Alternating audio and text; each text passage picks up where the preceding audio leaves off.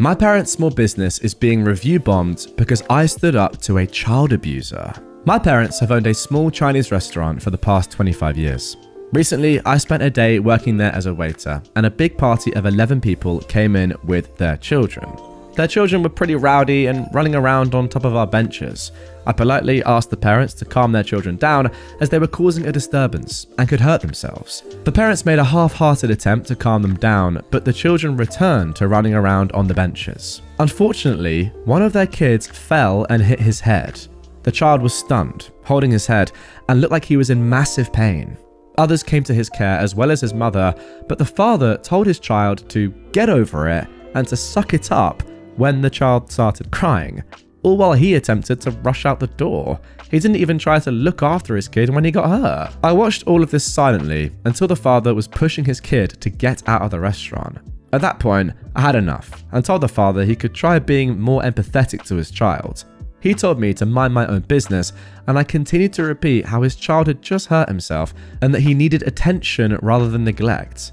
The father just kept repeating, "Mind your own business," as his friends and family were holding him back from approaching me. I was behind the front counter the whole time. I spoke sternly and never swore. I tried to be as professional as I could while trying to make my point. Now they're review bombing my parents' restaurant, and I can't help but think it was all my fault.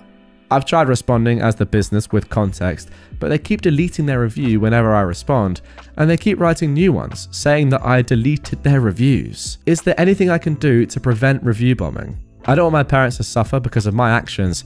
Thank you for any responses. Now here is the context that I replied with for their reviews. So in quotation marks, some context. This customer's child fell and hit his head. He was stunned and was holding his head. He looked like he was in a lot of pain. The father's response was to tell his child to get over it, suck it up, and to rush out of the door because he wanted to go home, all while the child was not responding to him and others were coming to his care instead of his own parents. The mother did rush over. Our waiter asked the father to be more empathetic to his child, who had just hurt themselves, in a confrontational but in no way physical or aggressive manner. Yes, our waiter did become confrontational, but in no way was he physical or aggressive to the customer. Our waiter stood behind the counter at all times and didn't swear. He spoke sternly to the man, asking him to be more empathetic to his child. The man in turn had to be held back by his friends and family from approaching our waiter. The customers were also previously warned by our waiter not to let their kids run around on top of our benches as it could be dangerous. The parents made an attempt to tell them to stop, but sometime later, the children were back to playing on the benches, and one unfortunately hurt himself. Now then, this I think is actually, I think this is a really, really tough spot. What do you do here? I think there's just like so much that we need to unpack off the rip. First of all, I don't actually like quite a bit of the word. Well, I mean, the word confrontational, I just don't think you should put that in your review or in your context reply to the review. It's just not ideal, I don't think. Nor do I think as well that you should ever really admit that a child has been hurt in your restaurant. I think, you know, instead of saying confrontational, you could say something instead that was just, you know, you were verbally direct, or confrontational has negative consequences, right? It sounds aggressive. I wouldn't do that. And yeah, I just don't think that even with context, you should ever say that a child has hurt themselves in your establishment. But apart from that, I mean, I don't really know what you can do. If someone is review bombing you, this can't be an uncommon thing, right? This must happen in places. I don't know what really you can do other than say that, look, you know, this has been a successful restaurant for, you know, a quarter of a century. You have lots of other positive reviews, I hope. Ideally, these, you know, a small amount of negative reviews won't drown out the whole host of positive reviews and kind of, you know, feedback and love that there is for the restaurant that there has been over the past 25 years. I don't know. Like, I don't know if you guys are in the restaurant business or just in sort of, you know, have a shop or work in a shop or deal with kind of negative reviews like this or review bombing in the past. What do you do? Like, is there something you can actually do? Can you ban someone or block an IP from posting reviews of your establishment? Can you report it to the website on TripAdvisor or Trustpilot, wherever it is? I actually don't know. I don't know. Karen demands I drive 24/7 to bring water to their rental house. I own a hot tub repair and maintenance company, and one of the services we offer is hot tub water refills, where we truck in the water to fill the tub if the well at the house can't produce enough or if there is a requirement. One of the wells at a home I service went dry. This happens. and it has a backup 500-gallon cistern. So the property manager asked if I could fill their tank. I said, yep, no problem. By the way, the well does still produce water, it's just not as much as needed. So usually if you can augment the tank, then the well will recover and you're good. At the time, my truck was in the shop, so I borrowed my parents' SUV, hooked up my water trailer, filled up the tank, then transported it to their house. I would have normally declined, but the property manager was desperate and I'm the only company in town with water transport equipment. The house is then all good to go, and the Karen of this story, who is renting that property, is set to arrive that evening. Just a day and a half later, the house has run out. The property manager called me and asked if there was anything I could do, if I could just take a look. It's Sunday, the bulk water fill location is closed, and I had no truck or ability to tow. For what it's worth, the property manager offered a new house for them to stay at, but the entitled parents didn't want a different house. So I took a small load of water over with my 1958 Jeep. I filled my small tank and trailer at my house and brought over 275 gallons. This was a total pain in the butt. Once I arrived, the entitled grandmothers come out and immediately start asking why I didn't bring 500 gallons and when I'm gonna go and get them some more, because apparently they had 18 people staying there and they all needed showers. It's a pretty big mountain house. She told me that they expect me to drive round the clock delivering water for their entire stay. By the way, when I can't fill at the bulk station and I can't use my full-size trailer, this is all a total pain in the butt. It takes 40 minutes to fill the tank at my house, 20 minutes to drive, and then 40 minutes to transfer. 18 people consume a ton of water. For reference, if I had my truck and full-size trailer, the whole process would only take 30 minutes. This was all because they wanted to stay in this house to have their ideal vacation, and any other house or houses would simply not do. You know what? I feel like that's kind of fair enough. I don't normally agree with entitled people, but if you've paid to vacation in a certain house, you do deserve to be in that house. I think that's okay. So, one entitled grandma, the Karen of the story, then said it was my job to supply them with everything they needed for their vacation, otherwise she would make sure I got fired. Okay, now that I'm less okay with. I'd been pretty friendly to this point. Karen said I should ensure my schedule was clear for the next week to support them, and that I should go and rent a truck to be able to haul water to them. I honestly couldn't believe it. I was being a professional and friendly person who was just trying to help out, but after those remarks, I couldn't take it. So I clarified with the two mother hens about what I was and wasn't going to do. Also, their adult kids were looking pretty ashamed at this point. One, I said that that was not happening, as I do not work for the management company. I'm a third-party contractor who works on hot tubs. I was doing the property manager a favor by helping them out. The two entitled grandmothers then threatened to tell the property management company to cancel my contract if I don't help them, and implied that as someone delivering water for a business, I'd need the money. And two, I told them to go ahead. My full-time job is in cloud technology, and this is a side business for me. I literally couldn't care less, and I was still not going to drive round the clock to do that when they could just move to another property. There was some more back and forth, but I finally told them that they'd be stupid to try and stay here, that their experience they wanted to have in this house just wasn't going to happen. I went home, had a couple of beers, and enjoyed the rest of my Sunday. Apparently the next morning they did move to another house. Also, the property manager gave them a full refund, so their trip was free. Okay, and there we go for story number one. Now, again, as I said, off the rip and during that story, it is tough. You pay a lot of money for your perfect vacation spot and you want it to be perfect. And when it isn't and something's gone wrong like this, I get it. You're going to be annoyed. And genuinely, I would also be annoyed, right? I wouldn't go to the extent that these guys have gone to, obviously. And you can see their kids cringing at how entitled their parents are being. But I can't have any qualms with the fact that they're annoyed. They don't have water supplied to the house they paid a lot of money for, I presume, and they have 18 people in and it's probably like a nice family holiday. Yeah, it's going to be annoying. However, if the property manager is being so nice and offering you another house for free, then I'm sorry, but you have to take that. You really do. I mean, that's a good deal. It really is. Like, the property manager probably does have to do that. They do have to offer you some sort of compensation, I presume, but this seems like a pretty good deal. Ultimately, yes, it's not the holiday, not the vacation you would have wanted, but you are then getting a free property for the amount of time you were going to have to pay probably a lot of money for. I don't know. I think it's a pretty good deal. And again, You can still be annoyed, but these things do happen. It's not as if it was malicious or if somebody just turned the water off or there was something wrong with the property beforehand and they still accepted your reservation.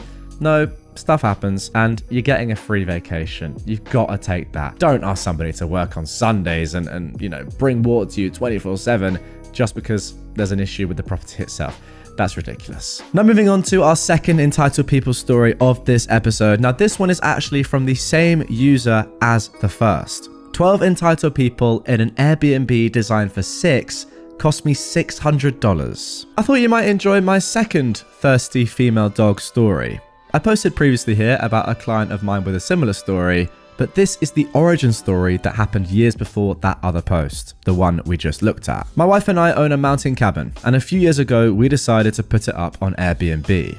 The place is a remote A-frame on 3 acres of forested land with awesome views, about 30 minutes from a ski resort. This was our first Airbnb, so we were pretty cautious with everything, i.e. looking at guests' past reviews, asking them about their trip to make sure this place would suit them, etc. Everything was going pretty well, until the entitled people of this story booked the whole weekend for Thanksgiving. They told us they were driving out from Texas. Mum, Dad, 3 little kids, and 2 dogs. Being that this was our first holiday rental, we went all out for them. We set a turkey to defrost in the fridge for them and left out a snack platter and a couple of bottles of champagne. Talk about hospitality. That is unreal. They arrive Sunday nights, and the next few days, all hell breaks loose. I get a 6 AM call on Monday morning. The whole family is puking and sick as hell. They all had altitude sickness. The cabin is at 11,000 feet above sea level, so this happens, especially when you aren't in shape and just came from sea level. I did warn the guests about this ahead of time. So I'm on the phone talking them through everything, where the urgent care is, what to do, etc. And by day 2, things have calmed down. That's Tuesday. However, then I take a look at our water cistern gauge, remote monitored. This house has what we call a slow well recovery system. Basically, at some times of the year, the well might only produce around 60 gallons per day instead of the usual 300 plus. So we have a 500 gallon water storage system that helps smooth out the demand curves. Basically, once the tank goes below 40%, the well starts pumping, and if the well goes dry, a timer gets started, and it will pump again in 3 hours until the tank is topped up. Full description in listing and guidebook. This system is more than adequate for 6 guests. Also, the house only has 1 bathroom and a 40-gallon hot water tank, so it's not like anyone can take long showers. Again, that's all in the listing. It's a rustic place. Tactically speaking, we just ask guests to conserve water, but the system is fully automatic and no one even knows it's there. Well, after 48 hours, I checked our tank monitor and see it's around 35% full, which means the guests used all of the storage and what the well can produce in 2 days. I'm estimating nearly 700 gallons of water. I literally thought something must be broken because there was no way in heck that 2 parents and 3 little kids used that much. Like perhaps the well fuse popped and they got nothing from the well. So I'm now freaking out, thinking this nice family is going to be out of water on Thanksgiving. I called her and politely asked that they conserve water and had them reset the system, aka turn the breaker on and off. So I basically said I'd monitor it for 3 hours, and if I didn't see the levels make progress, I'd get a water truck in. This would literally be a first, as I've never needed to do it. Her response was, "Sounds good, but hurry because we drink a lot of water." How weird of a comment is that? As if 5 people drinking a gallon a day maximum somehow equates to the hundreds of gallons missing from the system. That honestly, guys, is one of the strangest things that I've ever heard. Sounds good, but hurry because we drink a lot of water. What? Well, there is really no change in water level after 3 hours, so I get on the phone to book a water truck. And as it's now 1 day before Thanksgiving, it's just not happening. So I now need to figure out how to transport water to this house. I live 1.5 hours away. I went to Farm & Tractor Supply and bought a 275 gallon tank that would fit in my truck, plus hoses and pumps. Then drive up there, figure out where I can buy bulk water from, and go to the house. I finally get there at around 4 PM and the guests are out, but gave me permission to go inside and test things out. AKA, I wanted to make sure the system was working. It was. So they really had used that much. I went inside and found 2 huskies in a crate who had pooped themselves, and it was all over the place. It smelled gross. The owners said they'd be back and would clean it up. At this point, I've been working on this for 8 hours. I'm sick, it's 10 degrees Fahrenheit outside, and I'm now hooking up the transfer pump. Tomorrow is Thanksgiving and I still need to get to my parents' house. Thankfully, it's only 30 minutes from the cabin. I start pumping, then I see their car pull up and they are waiting at the bottom of the driveway. Knowing they have small kids, I go down and say hi and let them know they can go on in and I'll be done in about 40 minutes. They started to act really odd at this point, but go ahead in. Then I saw 2 more cars on the side of the road around the switchback. Big steep S-bend in front of the house, and it clicks. The reason I just did all of this work and spent nearly $600 on supplies is because these people had 12 people staying there. If you're all curious as to how I didn't notice when I went inside, I didn't snoop around, I just went straight to the breaker box and then went to the crawl space where the tanks are. Also, the smell from the dogs was just horrid, so I got out as fast as possible. At this point, I went up to the front door, knocked, and said, "Be honest with me. How many people do you have staying here?" 9? I could see she was lying, but even that number was over our legal capacity base on our permit. You realise that this listing is for 6 people? Well, there are beds for more people, and the kids have a crib, and we didn't know our family wanted to come when we booked it. The loft does have a pull-out couch, so best case there is sleeping for 8 adults, but I'm guessing people were sleeping on the couches as well. I just spent $600 plus a full day to solve a problem that was actually not a problem, I said. Well, the house should have water. No, the house system was designed and tested for 6 people. The stated number on the listing. I don't know how you think it's okay to have this many people here. Look, we could leave, but it would have to be tomorrow, and we expect a refund because we don't want to drive down these roads in the dark with our kids.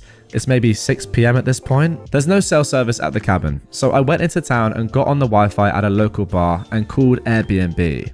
At this point, I'd been hosting for 3 months and I had no idea how to handle this situation. But now I was more afraid that they'd damaged something in the house. So Airbnb cancelled their reservation and asked them to leave. I was able to recover around $200 for a deep cleaning on the house, and they didn't get a refund. On a funny note, at the beginning of this year, I started a hot tub service company, and water trucking is a service we offer, and I used some of that equipment to get started.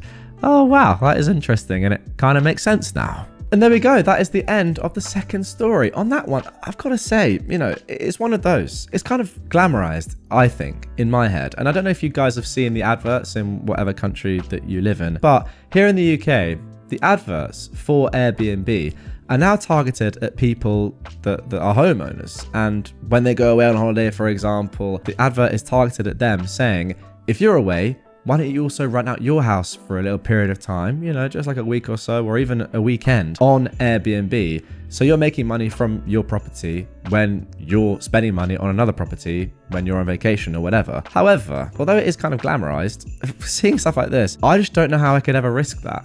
Sure, you can make good money from doing it, but ultimately, if there's a risk of people like this being in your home, then no amount of money would ever warrant that stress and potential disaster that we've just seen has happened in this one. So yeah, it sounds great and all, I just don't think I could ever do it. Guys, if you've ever put your property on Airbnb and rented it out, get in the comments down below. Have you ever had any terrible renters like these people, or has it been pretty seamless and easy and you've made decent money from it? I'm genuinely quite interested because it's something that I would have considered in the past, but hearing horror stories like this, I'm just not sure now if I ever could. Karen gets shut down at a funeral. My mum died in 2011, right around the time that my paternal aunt Cookie was left by her husband after beating cancer for a 3rd time. Now, my aunt is very physically changed from all the chemo and radiation. She had gained a lot of weight, lost most of her hair, and had aged a bit faster due to a lack of hormones from having every trace of womanhood cut from her body. I have extreme anxiety, stemming from agoraphobia. So my Aunt Cookie was my safe place for the duration of the whole event, which lasted several days. This consisted of everyone being at my parents' summer house in Mexico, basically standing around, chatting, drinking, and eating everything in sight. This funeral had every family member, plus people who were aunts and uncles that I'd never met in my life. Not being a drinker and not knowing a lot of the people walking around, my aunt and I sat down to have a cigarette each and catch up on our lives and whatnots. Suddenly, while we're mid-sentence in her cancer update, a Karen that I'd never set eyes on in my life starts loudly going, Ugh! She swats at the air like our cigarette smoke is even anywhere near her and makes a big fuss. Karen says, "Oh, that is so disgusting. How can you behave in such a disgusting manner at a funeral?" I reply, "My mum was a smoker, so she'd approve." "What? She was your mother? She didn't teach her daughter how to be a lady? I see.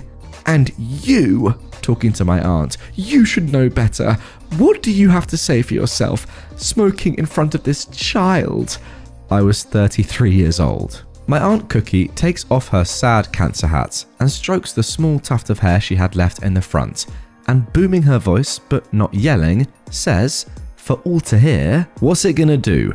Give me cancer?" Karen looked uncomfortable after the hat came off, but still managed to look insulted and walked away.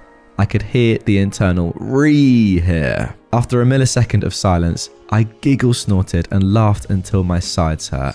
Everyone else in the room just kind of smiled, though I think I heard a few snickers. I asked my aunt, "Who was she?" My aunt said, "I don't know, some weirdo that probably came for the free food." My aunt rocks. She's been in remission since 2012. Oh man, there we go. What a way to start an episode. Your aunt is an absolute beast. I'm sorry, imagine the look on this Karen's face as she takes off her hat and just goes, "So what? I don't care.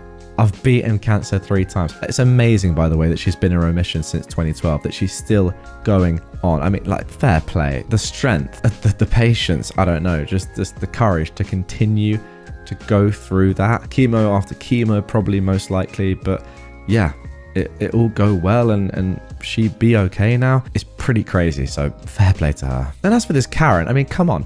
These guys are adults. They can choose if they want to smoke or not.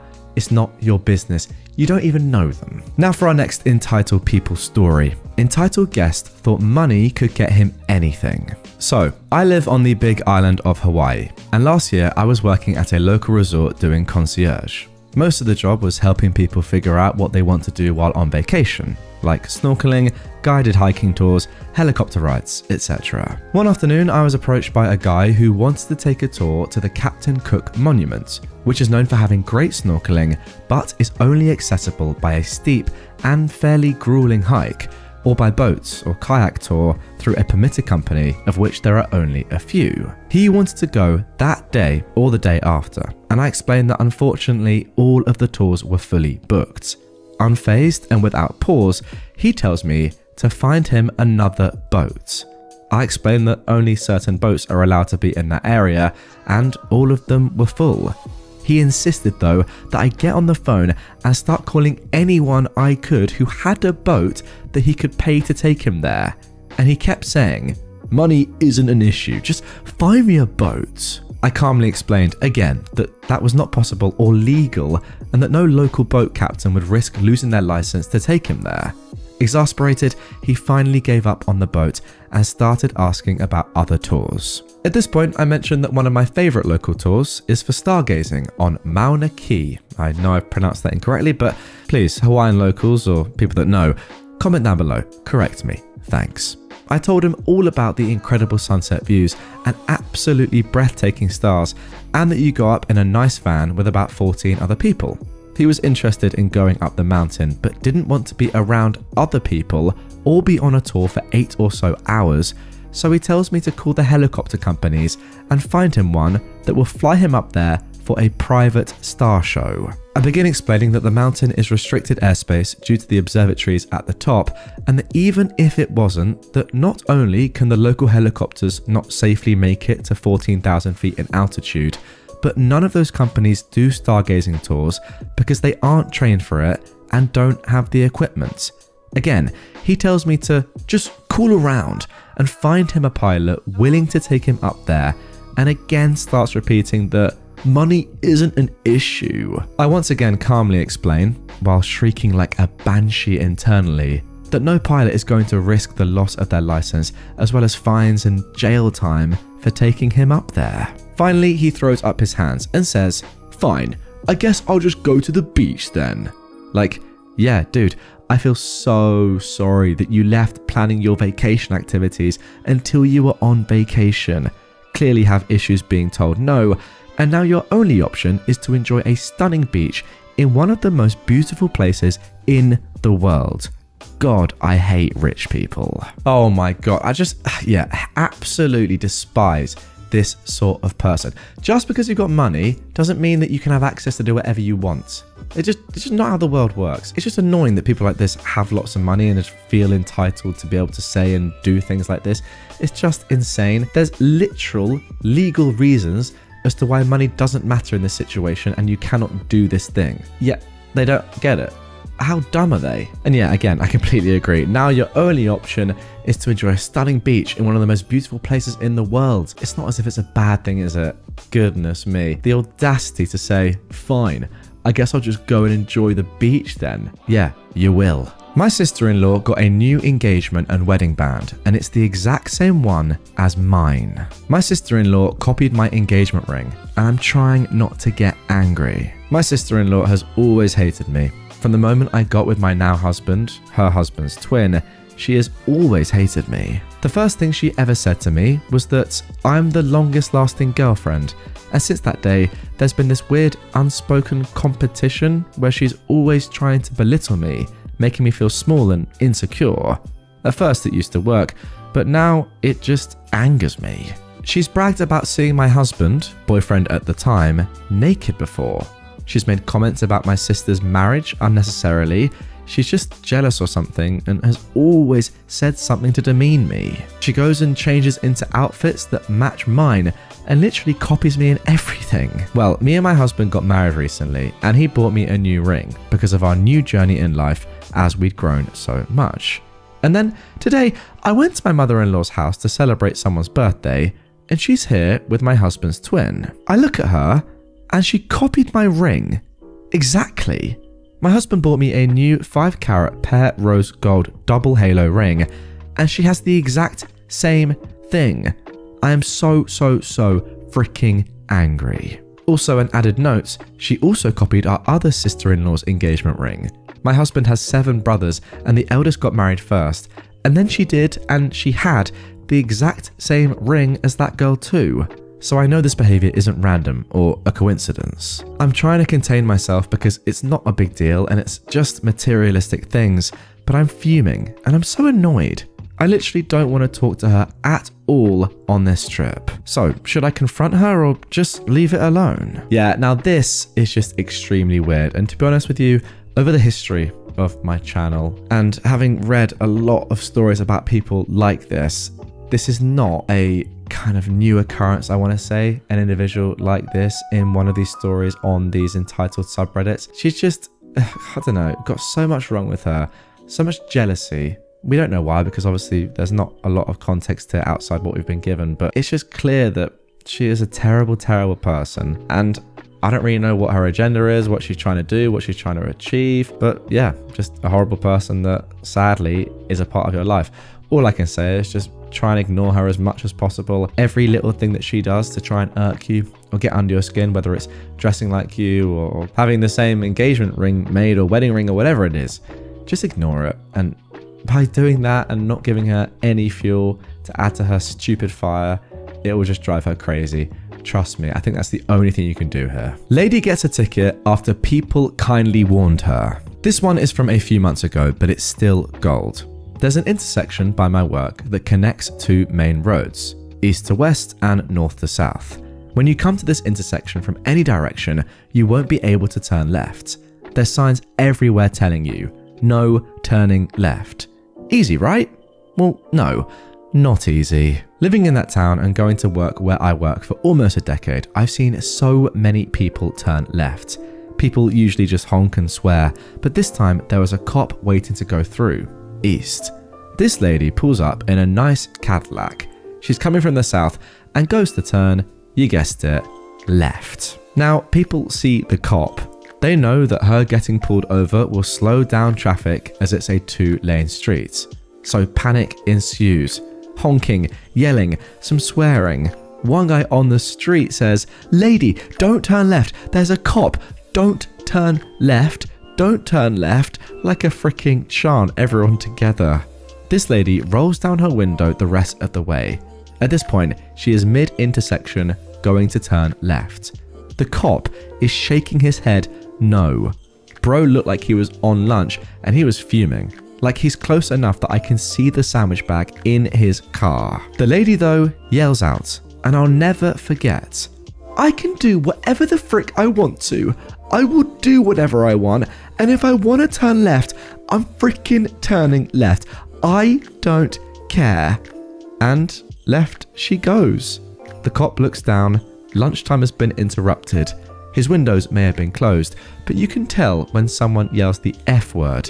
He turns around and puts his lights on. Of course, she pulled over. She can do whatever she wants till the cops are there. Oh, I mean, come on, woman. Everybody there is telling you not to do something. They're all trying to help you. But no, I guess that is the definition of entitlement. You feel entitled to do whatever you want. And yeah, you pay the repercussions because you deserve them. Like, come on. Even the cop is pretty much chanting, saying, please don't do it. I'm eating my sandwich, man. Just play by the rules like everyone else does. Or the majority of people try to, at least. Everyone's trying to help you. But no, I'm going to have to pull you over here. I'm going to have to do my job. And yeah, nobody really wanted that to happen.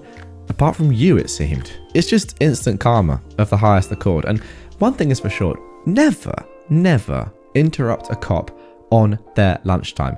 That is a surefire way to get a ticket. Now for our next entitled people story. My aunt felt entitled to my money. At the beginning of the year, I decided to move across the country and change career. What I'd not anticipated was that due to stupid French insurance laws, they cover agencies and homeowners for unpaid rent only if the renter is a student, not workers in training. I couldn't find anywhere to live. My aunt was living less than an hour away from where I would work, so I called her. She was about to move away from her old apartment and apparently didn't have enough room for me in her new place, so she offered to keep renting her old place while I finish my probation period, and then once I'm able to rent, I'll move out or rent the place myself. But it came with a condition. I had to pay her the entire caution in case I break anything, and I had to buy her the kitchen she'd installed and several other pieces of furniture because it was a pain to move it. I also had to only have moving boxes, no furniture myself. I had to argue to let me have a freaking fridge. I moved in and stayed for the 3 months probation. Then I decided that I preferred to live near my job and move out.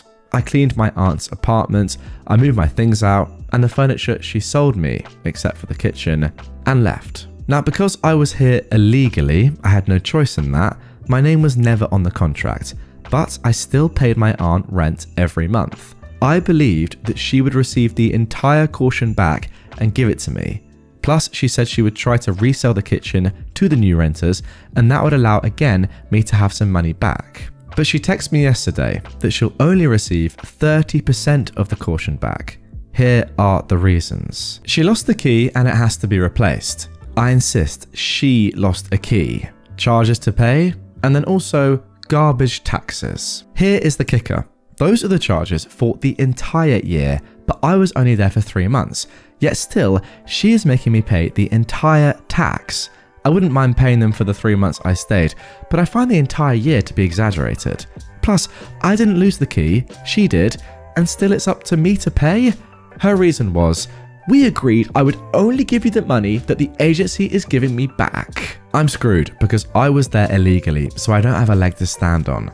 I'll just remember to never trade with that aunt again. Well, although I see your point, OP, that you don't have a leg to stand on because you were there illegally. You can do other things, right? You can, for example, tell your entire family about how your aunt treated you, what she made you do, and how much money she made you pay, when in reality, that was her caution. That was what she had to pay. Well, at the minimum 9 months, but probably more, given, as you said, she was the one who lost the key. So yeah, I think that there's nothing you can do financially in terms of that money is gone. But tell your family, tell everyone, make people understand what your aunt did and that your aunt is a bad person. Just to clear up some things as well, I'll put this on screen actually. People are asking in the comments, if OP was there illegally, isn't your aunt the one that's liable? So do nothing, it's on her to fix, not you. But then someone has replied that the aunt is shorting them on the payback, there's nothing owed to the landlord. OP clears things up though. Yeah, I don't know if it's the same in the USA, but in France you have to pay a caution when you rent a place, and when you leave, if anything is broken because of you, part of that money isn't returned. Okay, so in England we call that a deposit then, that makes sense. To assure my aunt I was coming in good faith, I paid her the caution before arriving. I really had no choice, and she took advantage of that. I see, it all makes sense. Very sad, but there we go. Entitled Mum wants to pay me $3.07 an hour to watch her kids. Basically what the title says. An entitled mum reached out to me asking if I could watch her kids for 13 hours a week for $40. She wants me to 1. Watch 2 kids under 5. 2. Cook them meals. And 3. Clean her home. My usual rate for a job like that would be $15 to $20 an hour given my experience, skills and qualifications, and what the job is asking for. When I told her my rates, she cussed me out and told me it would be a privilege to watch her kids and that I should just take the job since I obviously need the money. Wow. What a start to this episode. Just a short one to get things going, but I felt like I had to read it. And now you guys probably know why. That is entitlement personified. Okay, now for our next story, slightly longer than the first, and this one actually originally comes from r/AmITheJerk. Am I the jerk for refusing to change my daughter's clothes at a birthday party? I am a 34-year-old woman and I have 2 kids, an 8-year-old boy and a 4-year-old girl. My daughter's name is Aurora. My husband and I chose that name because it was slightly similar to my late father-in-law's and worked well with our last names. It had nothing to do with the princess from Sleeping Beauty, but in spite of that, we've had fun with that movie in the past, and ever since my daughter realized that she shared names with a Disney character, Princess Aurora has been her favorite. Our family went to Disney World in July, and while there, we bought my daughter a Princess Aurora costume. She adores it and wears it whenever she has the chance. 2 weeks ago, one of Aurora's friends from school threw a princess-themed birthday party. She encouraged her friends to wear costumes. My daughter, of course, wanted to go as her favorite character, which didn't surprise me at all. When we got to the party, the birthday girl came to greet my daughter, and she was also dressed as Princess Aurora. I didn't know what her costume was going to be prior to the party. I got worried for a second, but the birthday girl was actually really excited. She said that they looked like twins. It was adorable. They ran off to play and I forgot about the costumes for a while. About 30 minutes into the party, I was at a table with some of the other mums when the birthday girl's mother came up to me. She asked if I had brought any spare clothes for Aurora. I said yes. I always bring an extra shirt and shorts for her. She then asked me to change my daughter into the spare clothes and out of her costume. The mother explained that she'd hired a photographer to walk around taking pictures of the kids and was also planning on getting a group photo near the end of the party. She didn't want anyone wearing the same costume as her daughter in these pictures. She also thought her daughter might get jealous since my kid gets to share her name with their favorite princess. Now, if the birthday girl was the one who had a problem, I might have considered changing Aurora into her spare clothes. But no, she was genuinely excited that they were dressed the same. It also didn't feel fair to force my daughter to be the only one without a costume in a party full of children in princess dresses. I said no and explained my reasoning to the girl's mum. She insisted for a few minutes, but I held my ground. Some of the other mums started to back me up, and she eventually got up and left. When I went to pick up my kids earlier this week, I ran into her friend's mum. She accused me of ruining her daughter's party by allowing Aurora to wear the same costume as her. She told me she doesn't think she'll ever be able to look at the pictures without being disgusted by my behavior. I thought she was exaggerating, but I'm starting to doubt myself. Our conflict has found its way to the mum group chat that we're both in, and opinions over there are divided. Some think having 2 girls wear the same costume is no big deal. Others think I should have changed my daughter's clothes. So, am I the jerk? Now guys, good news on this one is there actually is an update, which I'll get to in a second. But first of all, I've just got to give my own thoughts here. And I completely agree with OP in every single way. There's no way you're the jerk. And to be honest, yeah, all your reasoning throughout the entirety of this post makes complete sense to me. And I fully support what you did and how you think. I agree with you. If the birthday girl herself had an objection to this, then I think, yeah, it might have been reasonable, although annoying and really tough on your daughter to be the only person there without a costume. It is ultimately the birthday girl's birthday, so you want to make her happy. It's her special day, even if it is sadly at the expense of your own daughter. I would have said, you know what, for this one time, fine. It's the birthday girl's request. We'll do it, and hopefully your daughter understands. But she was excited about it. She was loving it. So yeah, why would you not just continue with that? Also, if the mum really cared, shouldn't she have just put in the mum's group chat before the birthday, oh, by the way, my daughter's going to be wearing a Princess Aurora costume. Please, no one else wear that. She didn't put that in the chat. She didn't tell anyone. Therefore, you can't reasonably expect someone to not wear that. It's not as if Princess Aurora is a really rare princess. It's a princess-themed birthday party. I'd be shocked if there wasn't more crossover, to be honest, between other princesses. And then finally, calling it disgusting behavior. Yeah, just insane. But anyway, let's get into the update. So I've just got to add, it's actually insane. She's prioritizing the pictures that were being taken for herself, let's be honest, over her daughter's enjoyment. Mental. But anyway, let's carry on. All right, so here is the update. OP says, since my post on Thursday, 2 days after the mum group started debating, 3 things happened. 1. On Friday, my husband went to pick up the kids. The parents of one of my son's friends, who have a younger son in my daughter's class, asked if he knew about the costume fiasco, or as my friends are calling it, Aurora Gates. Wow. I told him everything. He said the birthday girl's mother was being ridiculous, as I had no idea what her daughter's costume would be exactly. The mum he was talking to asked, wait, she didn't know? She called me and I told her my side.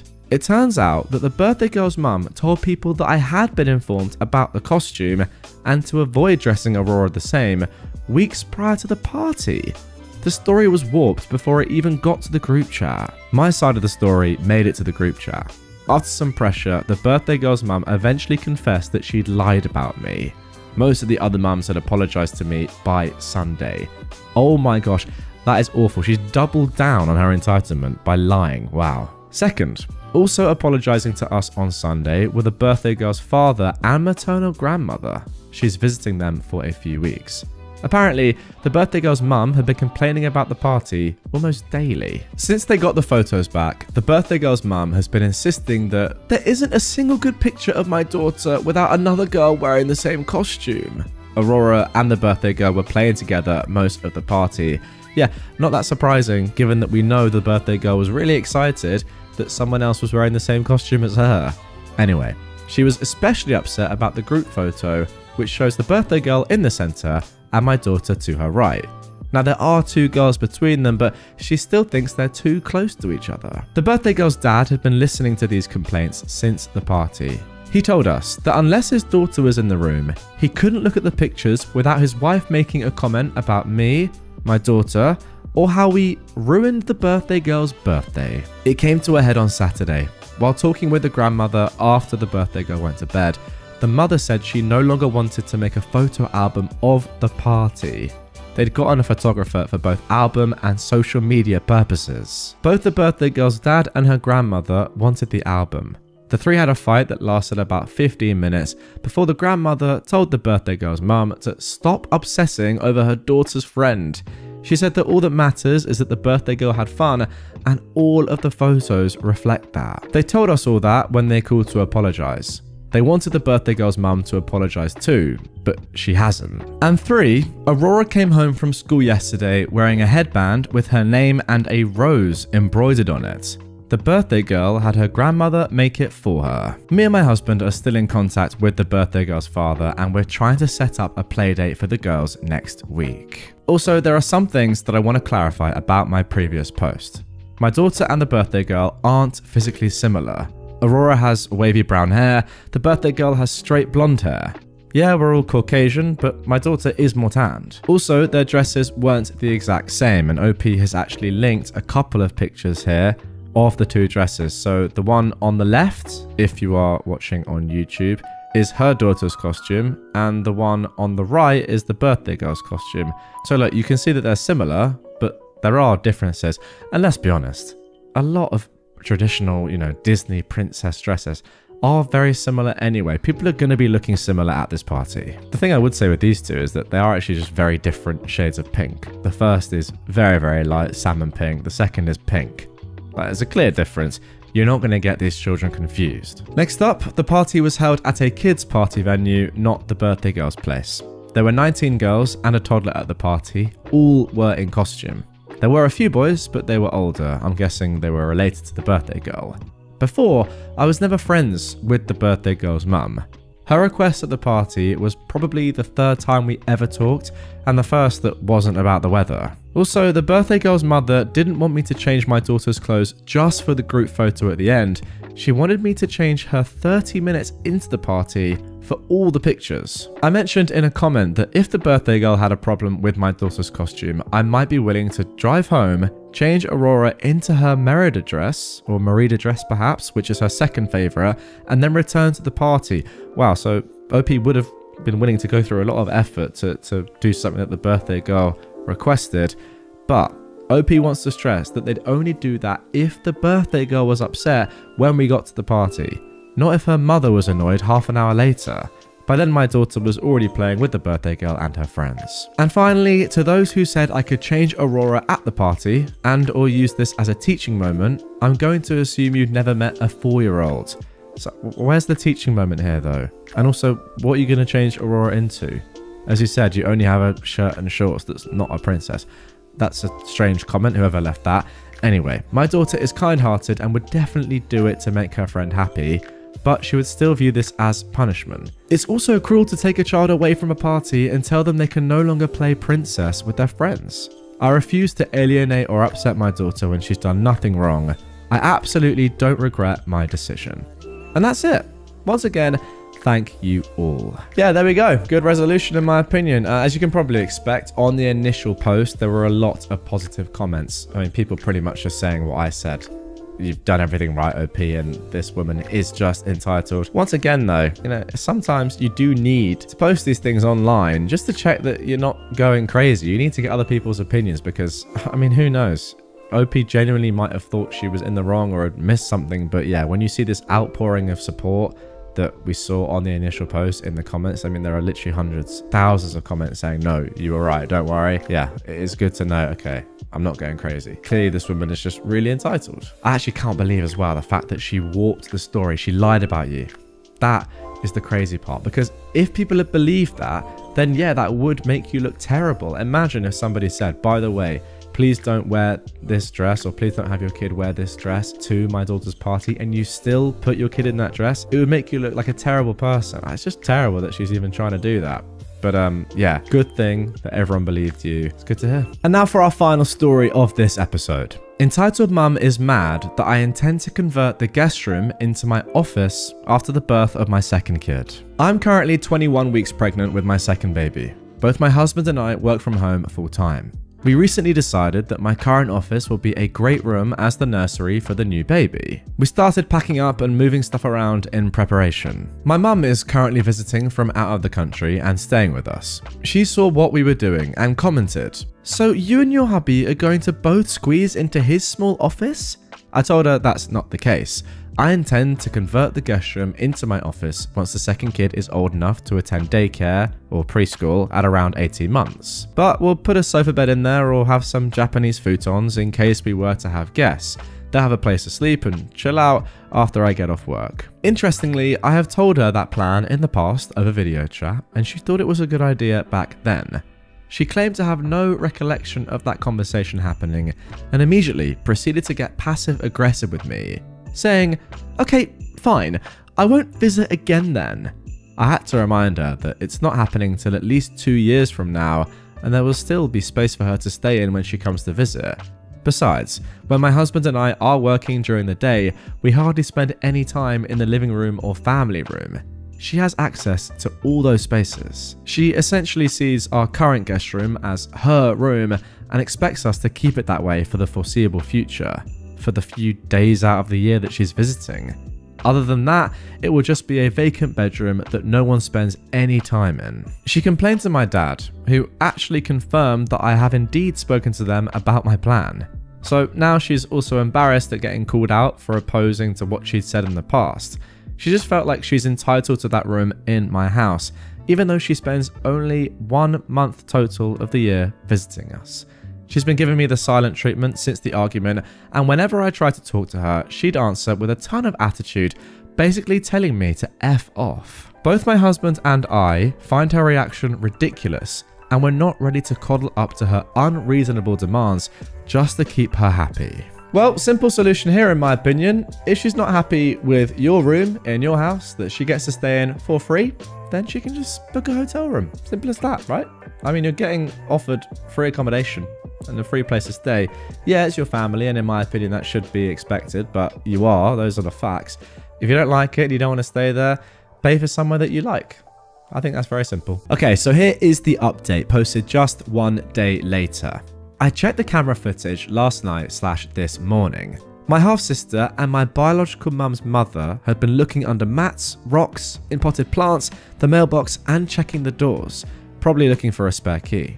I don't keep one on my property, and my dad, grandma, and grandpa have keys they keep with theirs. My uncle did an overhaul of mine and dad's cameras. We now have ones that send notifications to our phones when motion is detected. Also got Ring doorbells for the front and back doors. There are other features, and all the cameras are better hidden as well.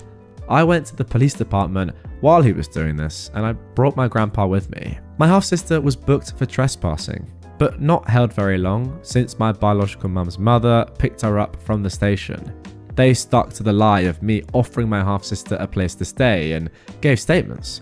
Not sure how that's going to go, but I'm taking steps to protect myself, my property, and my dad and his property. My half-sister doesn't have a record beyond this, so this was her first offence. I don't know how I feel about that, to be honest. It sounds awful, but I'd hoped she would have had at least one prior, because commenters make it seem like that would make the outcome of a permanent restraining order or trespassing order favourable. My biological mother's mother does have a record though. Harassment, trespassing, and domestic violence. I shared this with the police as well. Either way, I was able to get a temporary restraining order today, so there's that. I gave the camera footage to the police alongside copies of the texts, printed out and on USB. I gave a statement, and they called a judge to get the temporary restraining order issued. I talked with them about other things like self-defense recommendations, overhauling my security system, getting a gun for protection, and so on. I was really anxious and just kept talking because it finally hit me that these people know where I live and they're willing to make the 6 hours to harass me and get inside my home. You know what? That slipped my mind there for a second, guys. They made that 6-hour journey, didn't they? With no kind of assurity or reassurances that your half-sister was going to be let in by you. They were just doing that on a whim, right? That's mad. The text and voice messages haven't stopped. I unblocked and muted. There are direct and indirect threats. My biological mother's mother is adamant that since I have an entire house to myself, a stable job, and no children, I will be housing my half-sister, or she'd give me the butt whipping my dad should have. My half-sister has only left one voice message about coming over later today, and that she's staying with me because that's what blood does. They help. When there was no response, she sent multiple texts telling me I need to be more understanding, that she's in a tough spot, and that she's moving in for at least a week until she's able to support herself. It's 7 days to gain tenancy here. Additional clarification for people asking about the age gap. I am a February 1st baby. My half-sister is a November 29th baby. I say exactly 9 months because I'm not counting the weeks and days. I just felt that people knowing we're the same age was relevant and gave context as to why I have no relationship with her. I don't know if she was premature. I never asked, to be honest, and there are people saying they have similar age gaps around them, so I've got nothing to add there. Now, multiple people also asked if I hate my half-sister, and that I sound resentful for things she said as a child and for things her parents did. In my first post, I talked to somebody in the comments and admitted that had this been a few years earlier, I may have helped her out without much thought. I know as children, she was just parroting her parents.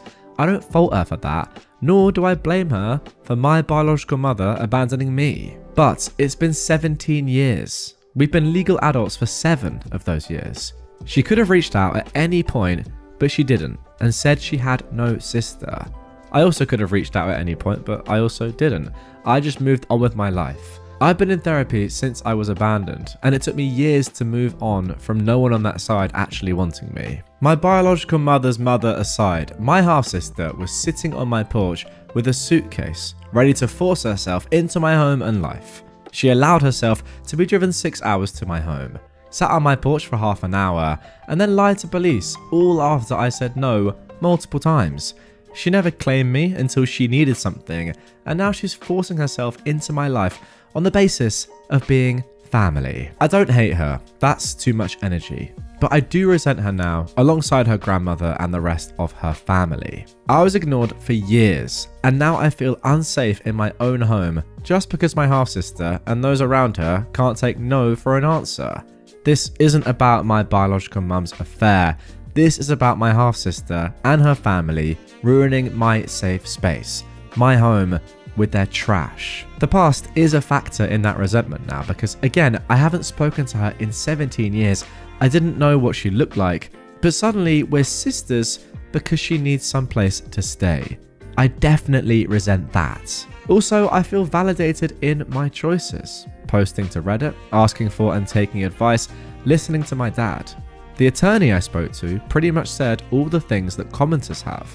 Unblocking and muting to get evidence of harassment, calling the cops and showing them the messages because it proves there was no implied invitation. This is apparently the biggest thing I had to worry about because even letting my half-sister stay on my porch could have worked against me. Giving the cops the camera footage of my half-sister and biological mother's mother looking for a spare key was also a good move. Even going about upgrading security, getting self-defense items, and asking the officers about self-defense recommendations and my wish to get a gun for protection works in my favor. It shows that even though this was my half-sister's first offense, I don't feel safe, and she is a major cause of that. And I don't. So thank you again for all the advice. If they show up like they said, I'm gonna set off my security system and call the cops. Now guys, you might be thinking that that is the end of this one. It seems like it's come to a logical conclusion. And to be fair, the story at least, that event has.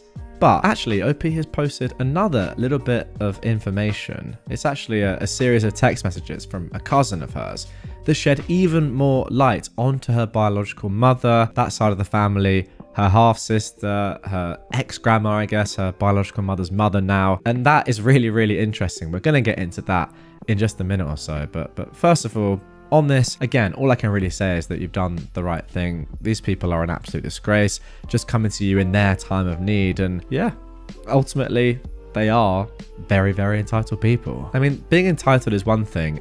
It's when you actually are now feeling unsafe in your own home and they're kind of feeling a little bit unhinged, for want of a better word, that it becomes dangerous and actually quite scary. Because who knows, as you said, if they're willing to drive 6 hours to do this and you felt the need to ask the police about, you know, do I need a gun here for self-defense? That is kind of getting past entitled really, and it's becoming dangerous. So yeah, all I say, even for a further recommendation, maybe get some extra locks, get a big dog, get a fence, build a wall. Don't want to make a joke here, but you know, like as you say, you feel scared. You need people to protect you. Get your dad involved. Maybe go and get your dad to move in with you for a period of time until this is kind of dealt with. Because yeah, as you say, scary stuff.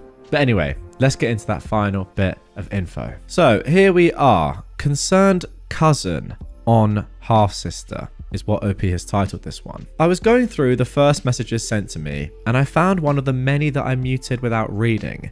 This is from a cousin of my half-sister. So here it is. They say, your half-sister's biological father cut contact with your half-sister when she was 20. She covered up your biological mother's affair with her current husband. Wow, I guess that's a new man into the equation, right? I'm not sure. Could be the same person as before. No, it can't have been, right? Wow. She covered up her biological mother, your biological mother's affair with another man, her current husband. Okay. So then, the half-sister's biological father stopped paying her tuition and cut her off financially. The half-sister's work history is non-existent. She was kicked out by your biological mother a month ago because she was sleeping with... Sorry, what? She was sleeping with the man that your biological mother was having an affair with and one of his sons? Said son turned 18 2 months ago. What? Your half-sister came home to hers and her mother's partner's things on the curb and all the locks changed. Sorry, I say her mother's partners, it's her mother's husband. Sorry, this girl was sleeping with her mother's husband and one of his sons and then covered up that entire thing to her own dad. What has just happened to this story? Police weren't involved. The cousin who told OP about this doesn't know if OP's biological mother told the boy's mother, but she did tell the entire family. Essentially said, protect your kids and marriage. OP's half-sister claims she only slept with him on his birthday, but her mother claims he was a minor when OP's half-sister slept with him. The family is adamant about getting her somewhere safe to stay long term because, oh my goodness me, would you believe it? OP's half-sister is pregnant. No one likes her, but they believe abandoning her is wrong due to her being pregnant. The cousin expresses doubt about the pregnancy. Wow, really? So the cousin who is telling OP about all of this isn't even sure if her half-sister is pregnant or it's a lie. What? The half-sister showed OP's maternal grandmother a positive pregnancy test, but no one else has been given any proof. And the half-sister has a history of lying. Now, do we even know for sure if the half-sister did show OP's maternal grandmother a positive pregnancy test? Remember that this grandmother was the one that was willing to drive 6 hours with OP's half-sister to drop her off at OP's home with no guarantee of her letting her stay. Honestly, what is going on here? OP's half-sister couch surfed with those that don't have kids. So far, she's borrowed someone's car without permission, taken expensive items to pawn, taken money meant for interview clothes and travel, then blew it on expensive mum and baby outfits. When cops are involved, she lies and has gotten someone arrested by claiming SA when they tried to have her removed from their property. What? Oh my goodness me, this person gets worse and worse with every word. The plot to get my half-sister into my house was the idea of an uncle, one of my grandma's 3 sons. My grandma apparently brags/complains about me being young with no kids, a well-paid job, and a house that I own. Essentially, this uncle said I had no responsibilities, disposable income, and plenty of room. Because nobody wants to outright abandon my half-sister, this was the best plan, in inverted commas. This is the final message from OP's cousin. Don't give an inch, not even a ride to a shelter. Someone tried and she caused a scene, nearly getting them arrested because she kept lying about the situation. Please read this. I read your 2 posts. Stay safe. Okay, well, we knew she was bad before, but now I cannot actually believe what I've just read. You guys could probably hear my dismay and utter disbelief whilst I was reading those last paragraphs. Absolutely insane. I mean, let's have a look at what the people on Reddit are saying to that, because unbelievable. Someone has said, great job for the cousin for filling in these outrageous blanks. Wow, I completely agree with that, because there is so much information that the cousin has given you there that you otherwise wouldn't have known, we wouldn't have known, which is so bad. I mean, look, again, I thought it was bad anyway, but this is just another level. So much illegal stuff, just horrible stuff, so immoral and unethical. Just clearly shows your half-sister, at least, as well as, to be fair, other members of her family, to be just absolutely disgusting individuals. Again, comment down below, guys. What do you think about this? What do you think about this? I just need to go back and kind of understand just what was going on there. Your half-sister had sex with the dude that your mum cheated with on the dude that she cheated on your dad with, and then his kid as well. Is that right? Your family was then going to Trojan horse her and potentially a newborn, although we don't know if she actually is pregnant or not, into your house. Unbelievable. Unbelievable. And to be honest, if they were going to do that, those would be the only Trojans your half-sister would ever see. My best friend's ex-mother-in-law demands my friend become a submissive wife to her stalker son. This is an ongoing mess, with my 29-year-old female best friend's 30-year-old female ex 29-year-old male, and now her ex-mother-in-law. I have her permission to post this. Now, my bestie never married her ex, but for simplicity's sake, I'll refer to her ex's parents as ex-mother-in-law and ex-father-in-law. My bestie and I live together with my parents in a newly bought house. She is pretty much a daughter to my parents, and we are platonic life partners by this point. Her ex ghosted her for 3 years and has been hounding her ever since he found out we bought a house, trying to get her to take him back and live in our house. We've tried reaching out to the police, but since nothing serious has happened, we've reached a wall and we can only wait. Her ex-in-laws no longer live in the US, but they did come for Thanksgiving. Though my bestie is no longer dating their son, she offered to pick them up at the airport and take them to the hotel. The reason I was told was they would do that for her when she was in college. I didn't like it since her ex is a problem, but she wanted to use the chance to ask her ex's parents to intervene and maybe get him off her back. I still didn't like it, but I figured they probably were okay based on how she described them. And I was completely wrong. My bestie arrived in tears and with a scratched cheek. Immediately I asked her what happened, and now I'm seeing red. The next part comes from how my bestie described things to me. She told me picking them up went well and they talked about the old days. They asked my bestie if they could stop in a nearby restaurant they always liked, and she, being her usual self, decided to treat them to lunch. All hell broke loose in the restaurant though. Apparently, her ex-mother-in-law demanded to know why she didn't take her abusive stalker ex back. According to her ex-mother-in-law, my bestie is responsible for her baby boy since she was his first girlfriend and they were married in the eyes of God. To start, they never legally married, and my bestie is an atheist, so yeah. She tried to defuse the situation, explaining that she's moved on with her life after 3 years of not knowing where he was. She did try to ask her ex-mother-in-law to convince her son to leave her alone and that she just doesn't want him in her life anymore. Her ex-father-in-law seemed to agree with her and apologized for all the heartache and pain that she's gone through. Her ex-mother-in-law, however, took over the conversation and began screaming that thanks to my bestie, her son had no life. That apparently my bestie was responsible for her firstborn not having a wife or children. The least she could do is take responsibility and become the submissive wife he deserved. The ex-father-in-law tried to pull his wife away, more than likely because they were causing a very public scene. My bestie simply said she would not ever consider marriage to her ex. She then said it might be best to take the food to go and for them to go to their hotel. She paid for all the food despite the ex-father-in-law offering to cover his and his wife's meal and still drove them to the hotel. At the hotel is where things went from 1 to 100. The ex-mother-in-law had spent the whole drive escalating demands, from taking him back to marrying him to have a child and give her son the house as the man in the relationship. The ex-father-in-law apparently kept telling her to stop, but there was no way she could be quiet.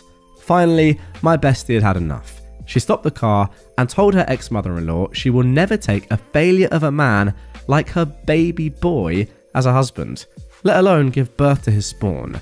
That she was glad that no other woman had stayed long term with him since he really won't be a good addition to the gene pool. I gotta admit, I'm proud of her for that last one. The ex-mother-in-law went crazy and jumped on my friend. Her husband luckily grabbed her, but she still managed to get my friend on the cheek. She began screaming that she was the reason her family had split, called her the W word, although it was actually a different word, and said she wished our house burnt with all of us inside. The ex-father-in-law just told my friend to drop their bags on the sidewalk and drive away while he held back his demon of a wife. And my bestie did exactly that. The next thing she did was drive back to us. She was not so much hurt by the insults or even the attack, but more the notion that a woman she once saw as a second mother would treat her like this. I told her to just relax a bit, so she's watching some movies with the dogs while I write this and do some work. Tomorrow we're both calling out and just having a girls' day with my mum. I did get in touch with the ex's sister and let her know what happened. She already knew from her dad and asked me if my bestie was pressing charges. She should, but she's not. I tried to convince her, but it's a sore topic for her, so for her emotional well-being, I'm not going to push it. The sister said she appreciates that we're not pressing charges and that she will make sure her family doesn't bother us in any way. Apparently, she already had her brother moved outside the city. I'm not sure how or where, but I'm glad he's gone. So hopefully we're done. We're going to avoid going out too often until we know the ex-monster-in-law is gone from the city. It's not a small city by any means, but I wouldn't put it past these crazies to try and stalk my bestie. But that is not the end of the story, guys. Before we get into my thoughts, we actually have an update. After Thanksgiving dinner, my mum sat with my bestie to have a serious talk. She told her she didn't want to diagnose her, but she was showing clear signs that she needed help and therapy could be an option. They had a discussion about it, and my friend agreed to seek professional help. Since she lives with my mum, she's not an option, but mum is going to help her find someone. We just came from filing a police report. My friend won't press charges, but we made a paper trail to ensure that it's at least on the record. She apologizes for not doing it immediately and for going to meet her ex-in-laws. I told her I understand that she's going through a lot of things. We'll see how things go, but she's like a sister to me and I refuse to let her go through it alone. As for people in the comments saying I have feelings for her, please stop. Like, seriously, stop. She's my family and I don't see her in any romantic or sexual way. It's annoying that people assume that just because I'm bi and have a strong friendship means I have romantic feelings. And to the person who made a comment about her ex-in-laws being entitled or Muslim, that is inappropriate and extremely racist. Wow. It's the same mentality that my friend and I have to constantly deal with because we are Hispanics. I seriously dislike people like this. Yeah, a bit of a strange last comment to end the update on. All I'll say to that is, OP, I'm sorry that you have to deal with stuff like that and people like that every day. That is very, very weird. Don't want to see that on Reddit. However, let's get into my thoughts on the entire story. The thing that actually just screams out to me is that despite all the obvious trauma and, I don't know, hardship that will come with filing a police report or pressing charges, I do feel like that is the logical step, right? I feel like that has to happen. Otherwise, you're not really preventing something like this from happening in the future. It's worth it, in my opinion, going through these steps now, even though I can tell that your bestie OP really doesn't want to, in order for this not to happen again. Because yes, it's tough to do it in the short term. You don't want to do it. But what's tougher? Pressing charges now or having to deal with this sort of thing happening once again in the future? I mean, who knows how many times. Take the L in the short term, get it done. I don't know exactly what would come of that, but surely you could be entitled to some form of restraining order or something. I mean, I don't know. If you know about the law more than me, guys, comment down below. Let me know what you think could happen as a result of pressing charges. But yeah, off the bat, you just got to do something or things will never change. Okay, now for our next entitled people story of this episode. A woman in a supermarket tried to eject me from and take my wheelchair. So, there I, a 39-year-old non-binary, was in a rural Shaw's. For those not in an area with a Shaw's, it's a standard supermarket with a club that makes things cheaper, which is their way of hiding their markup. Stuff is just cheaper a few miles down the road. Unfortunately, there were a few things I could only get there, like my flavour of lifeblood, also known as caffeine, and food for the dogs. I was using my power chair, which back then I needed more often. It's an Eagle HD foldable deal, and it works great. I've been hit pretty hard by post-COVID and was very sedentary at that time in my life, along with a pre-existing joint problem. So I'm leaning forward to get a flat of Monster and stick it under my seat on the rack when a woman pushes on my back and says, "I need that. You don't. You're younger." As I was belted in, nothing happened. It was only luck that I was belted in. Usually I would have undone it to pick up something heavy. I sat up and pushed her hands off of me, saying, "What the frick?" And she shakes the back of my chair like it's a dinner chair or something and goes, "You can use the scooter. The chair is better and I'm old." She points at the trashy supermarket scooter that she's using. I stare at her in total shock for a moment and say, "This is my wheelchair. Get away from me. You can't use personal stuff in supermarkets. Give me the chair."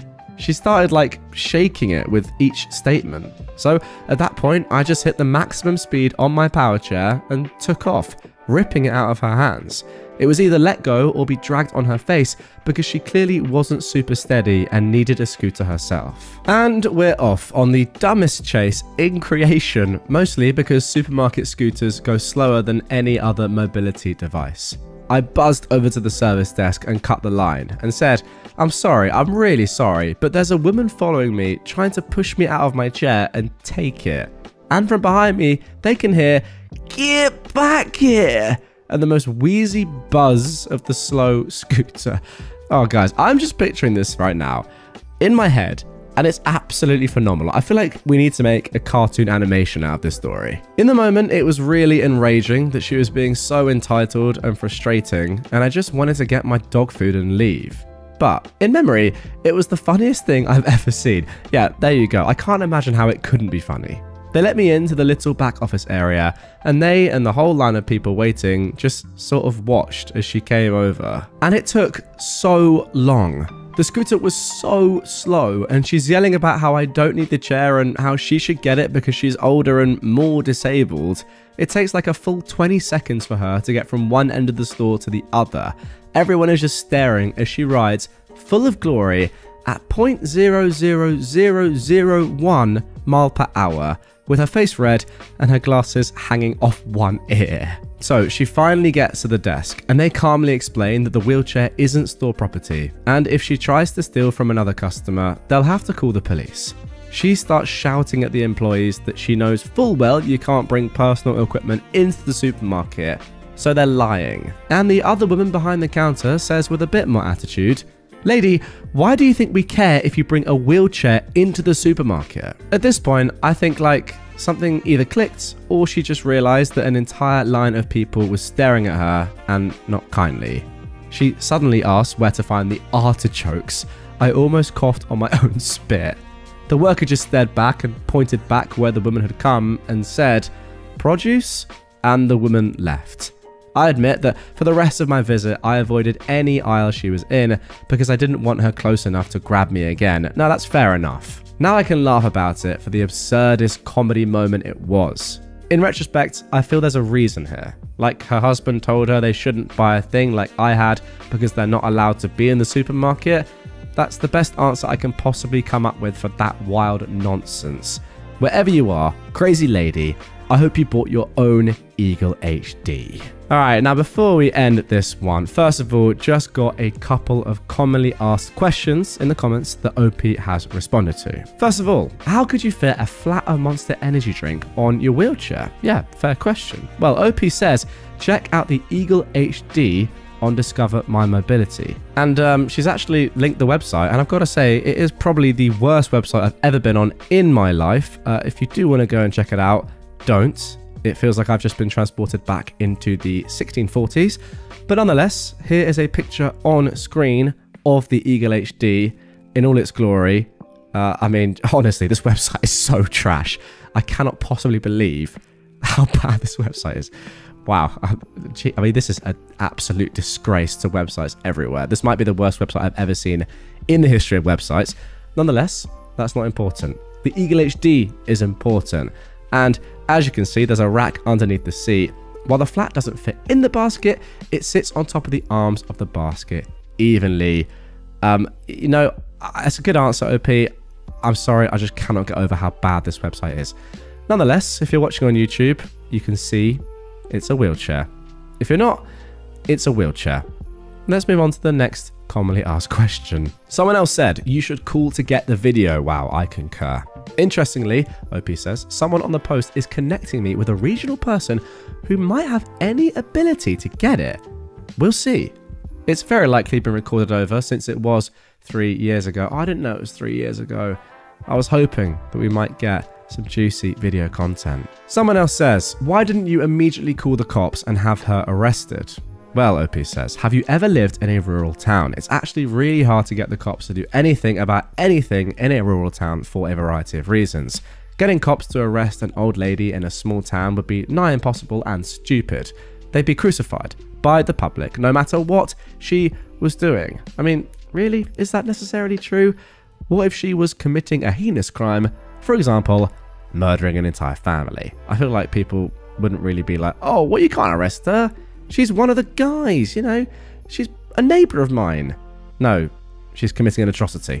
She must be put away. And then finally, someone has said, you should stand up for yourself. Now, I hope this is not ironic. Well, I mean, it is ironic. I don't know. Can't help but find that kind of funny. Well, anyway, OP has said thank you to this And then said I did by going and taking the best legal and socially acceptable way out. Sorry, if anyone out there listening has issues walking and is in a wheelchair, I'm sorry, but that is funny, objectively.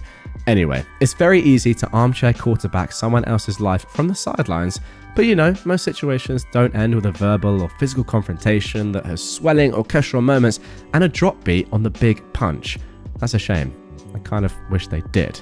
Most of them end with annoyance and a sense that my day was disrupted with no resolution. It would be great to give you that resolution with a backstory of me standing up to a bully, but that's not what actually happened. Instead, it was a really unthinking old lady who just needed to be kept at a distance until she could understand reality. And finally, a giant thank you to everyone who gave compliments to the story and narrative. Yeah, I agree with that. It was very good. In case I missed replying to any individual comments, I appreciate them all. Next time, I'll share the story of why I ended up hiding from 8 toddlers under a table. Oh my goodness me. What is it with OP? Just painting a wonderful picture in my mind. Instantly, I've got a phenomenal canvas in my head of you just hiding under a table and 8 toddlers searching or just standing on top of it. Just absolutely dominating the room. I've got to hear that story. Entitled person wants me to leave because I look like Santa. So, I am homeless. No, I don't drink, and no, I don't do drugs. I am trying to get a job, but finding employment when homeless is not an easy task. That's just something I need to get out of the way. Every few days, I take a trip to the library to charge my phone and batteries so I can keep my phone on and working.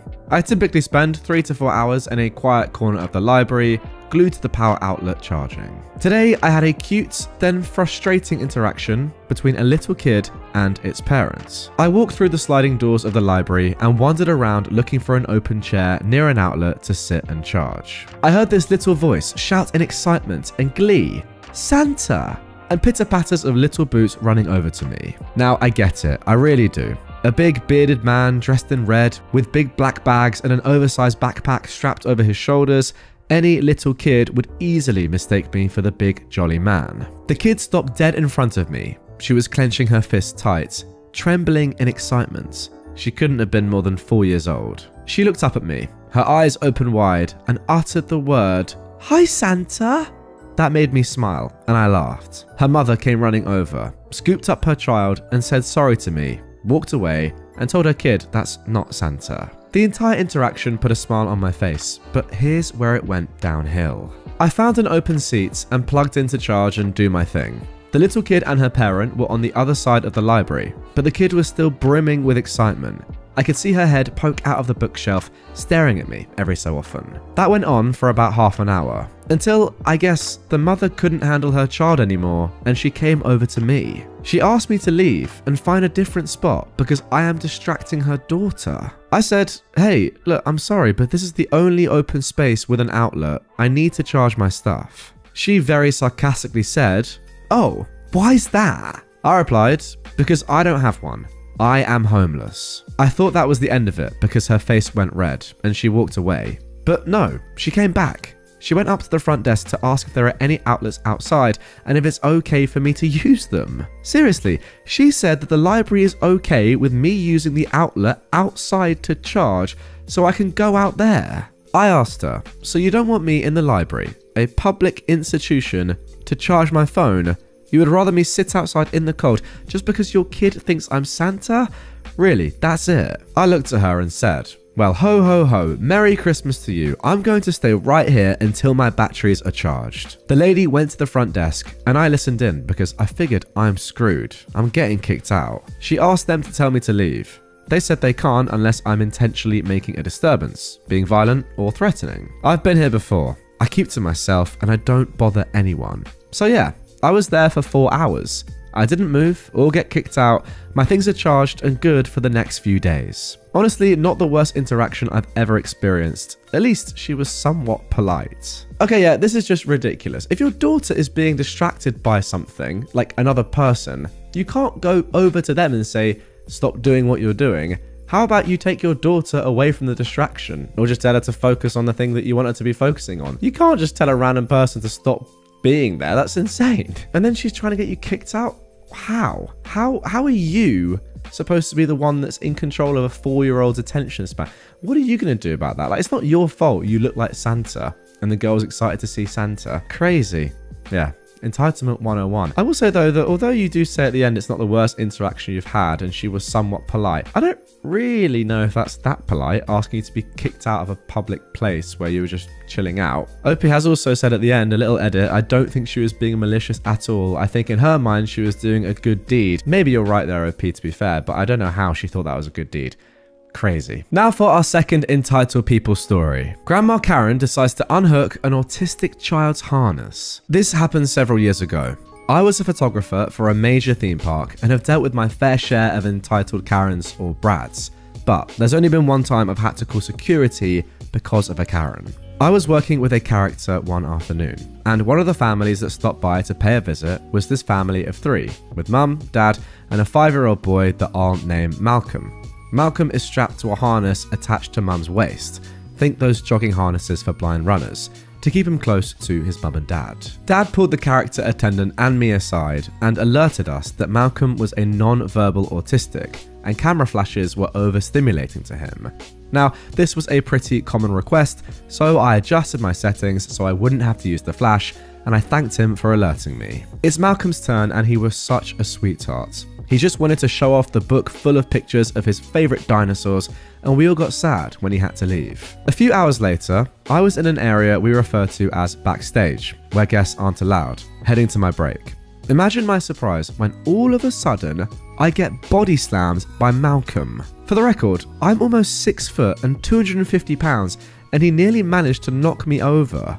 He's screaming and crying. Fortunately, my manager, Oscar, was nearby, so I flagged him down and we immediately called security. We get Malcolm to a cool air-conditioned place, as it's 95 degrees, and I looked up pictures of dinosaurs on my phone to show Malcolm. Eventually, he calmed down and essentially became my little buddy. About 10 minutes later, Malcolm is reunited with a tearful mum and dad. It's there we got the full story. Enter Karen. Mum, dad and Malcolm were getting ice cream when Karen approached. The conversation went roughly as followed. "Why is he harnessed?" asked the Karen. "Oh, he's autistic and he will bolt if he's not harnessed," said Malcolm's mum. "No, he's not." "Excuse me? You're just a bad parent. My grandson knows better than to stray from me and he's about the same age," the Karen said. "I'm sorry, but he's incapable of understanding that. It's safer for everyone if he's harnessed," Malcolm's mum replied. It's at this point that dad comes back with the ice cream and mum turns her attention away to help him. The next thing she knows, the harness goes slack. When she looked up, Malcolm and Karen are gone. It's so packed that day that it's easy to lose track of someone, especially if it's a running child. An important thing to note is that the park has cameras everywhere, so it was easy to get a video of the incident and a description of the Karen. Security was alerted and she was tracked down. She was belligerent and tried to slap the security guard who stopped her, stupidly doing it in front of an off-the-clock sheriff. So she got a lovely court date for assault as a result. Malcolm and his family were given an extra day added to their tickets as an apology for what happened. But they had just one request. They asked to know where I would be the next day so I could take their pictures. The next day, I gave them a full-on photo shoot. And yes, it was the best day of my entire career. Wow, great story. Very, very wholesome. OP, I've got to say, you seem like an absolutely lovely person. Yeah, crazy to ever touch someone else's child or anything associated with them without any prompt from their parents and then do this. I mean, it's very, very dangerous. What if he just ran off and was never found or was abducted? You know, it's a crazy suggestion, but it happens, doesn't it? Extremely dangerous, and yeah, definitely deserves to be arrested. Crazy. Now for our next entitled people story. Entitled Army Wife versus Major General. So this isn't my story, but from one of my friends. This happened a long time ago, and some names and details have been changed to protect the innocent. My friend, who I'll call Lucy, lives in a town with a pretty good-sized army base. To make some money between semesters of college, Lucy took a summer job as a waitress at a local restaurant that is popular with the officers and their families. She is liked as a waitress to the point that patrons will ask to be seated in her section. But you're not here for that story, are you? You're here for the entitled people, OP. You know me too well. And oh boy, did Karen not disappoint. It was a Friday evening, so it was packed. There's at least an hour wait. The kitchen is zipping, and Lucy and her co-workers are on their toes.